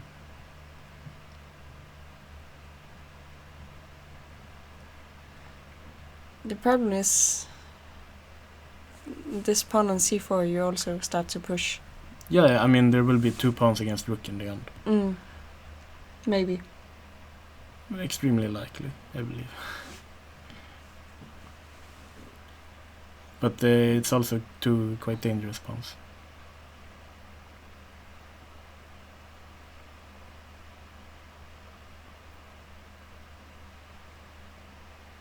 But this is difficult. So it's always... the rook endings are always really complicated when the 2 pawns are connected. Yeah, I think I wouldn't swear that it is winning, but I think in practice it's very difficult to defend with 2 pawns. Yeah, against but his he rook, got 1 and if minute. this- Okay, but I think White's blue moves will play itself quite easily. Take the pawn, attack with the rook, go with the pawns. Yeah, but you need to make some decisions here. I'll move my pawn. And h2? No, I'll play like king c2, maybe king d2 even. Okay, yeah. King d2 is very clever. And then I'll give you that. c3. And yeah, okay, let's include this check.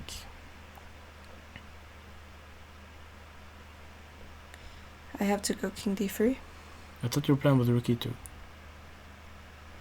And do I have to? No, okay. Okay, I'll push. c2. Okay, let's give this one up. King takes, of course. King takes, and okay, g6. This is very this must be a real endgame. Yeah, and I think it's White's not winning at least. Yeah, exactly. You're right. Okay, so king d2 is a very good move. Rook f7 is played. King g3, I suppose. It makes some sense to include this because the king will be behind, but I thought the king was not so well placed on f4. Exactly. Because the pawns can't run. exactly, that was what I was thinking. And now you also allow the King d2. d2 still, I think. And what do I play here?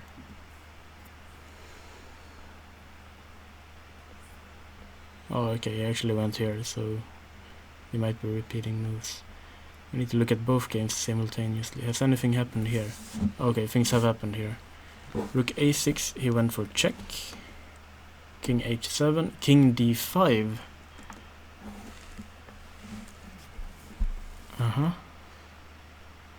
Rook a7.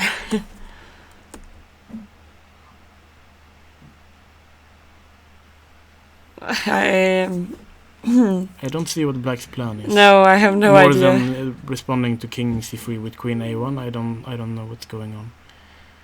No, but also it's again like one check, then a second check. But then what? But okay, I mean, Black's next move is what? Yeah, Actually, maybe White should just play this move. Because there are no checks now, right? Or am I missing there something? is there's not. And this is resignable, I think.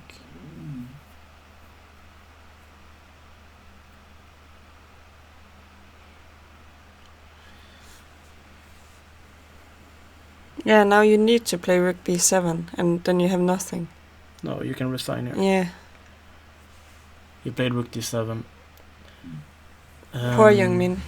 I think we will hear him run out quite soon here. Do we have any last trick we can play for? No, there's not even a stalemate because there's a pawn on h6. Yeah, I want to remove this one. Not even then, I think there's a trick. I think we will hear quite clearly when the game is finished. Okay, what if we take the rook and we take on f6 and we fight?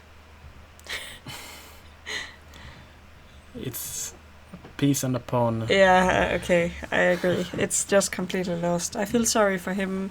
He was definitely pressing for a long time, Yeah. but it wasn't that easy, as we said. Rook a8 is played. I believe it's still the best practical try, but king h8. But still, what are you hoping for? The king can still run to c3. I don't know. Why are things going crap from my students?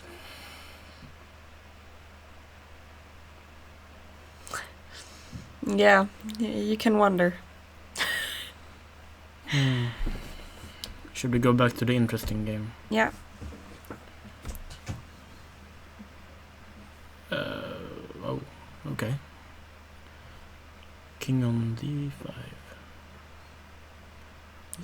Now you need interesting. to play c3. c3, push pawn with check. Yeah, and rook e3, I Rook guess. e3, I will try rook h1.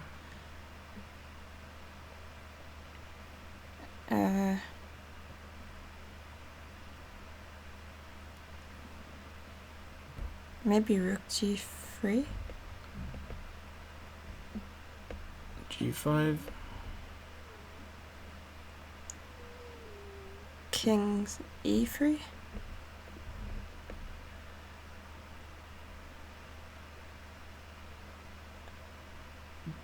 And c2.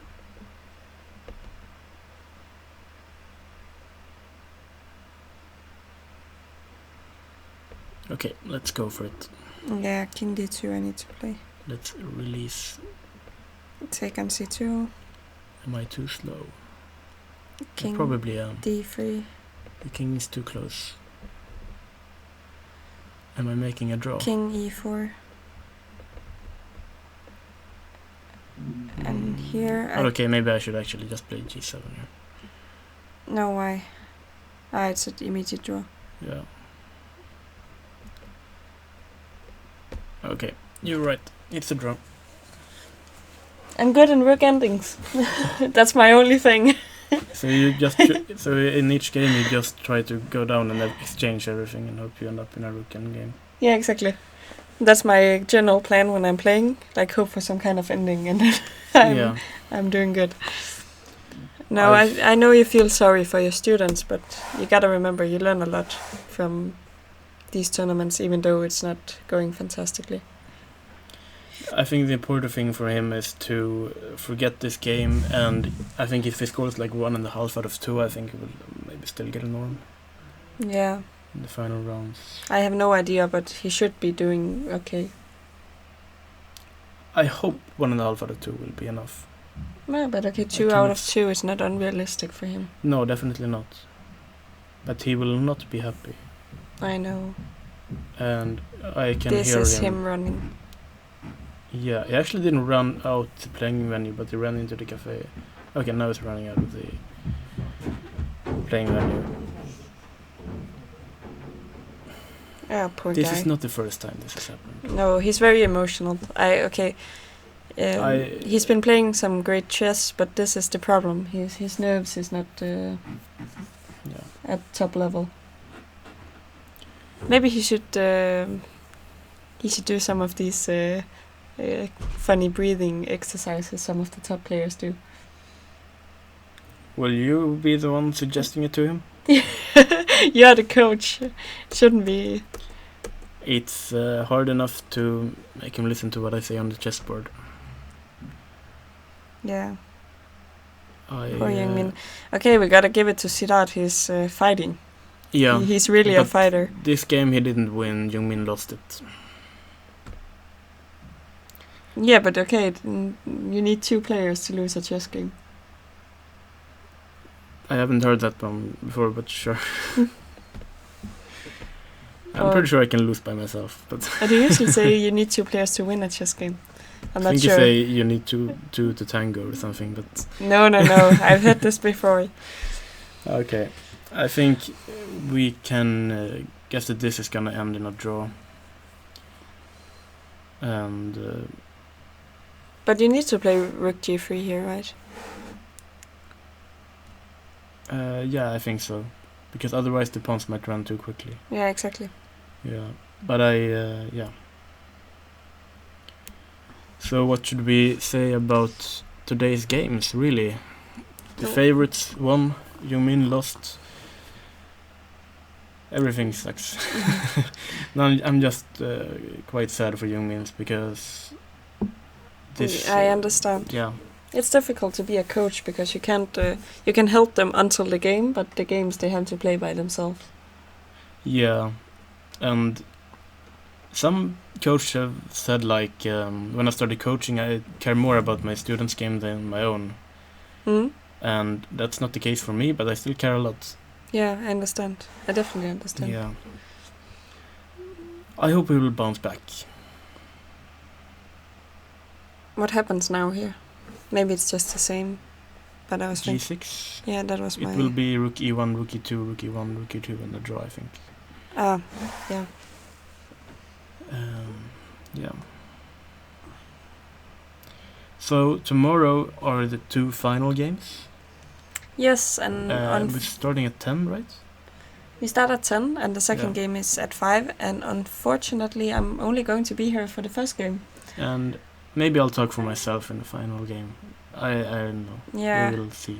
I'm sorry that I can't be here, but because of this plane strike, I needed to find an alternative transportation route Yeah. home. Yeah, I'm going to go for this Stockholm Chess. Yeah. Uh, Which starts Tilke quite Siegmund, soon. Yeah, Where your boyfriend Nils is playing against some of the top players in the world. yeah, and it's usually a really nice tournament, and I can definitely recommend going and watching if you're in the neighborhood. In Malmö, that Yeah. is. Exactly. So, I don't know. for today, I guess. Yes, I was going to say I don't know if there's any like anything more to say about these games. It was I don't really think so. expected what happened, and Yeah. we'll see you tomorrow. See you tomorrow. Martin is tired. I am tired. And I'm upset for the game. But yeah. Yeah, So Okay. see you guys tomorrow. and thank you to Data Response for sponsoring this event. Yeah, And, thank you. Bye. Bye.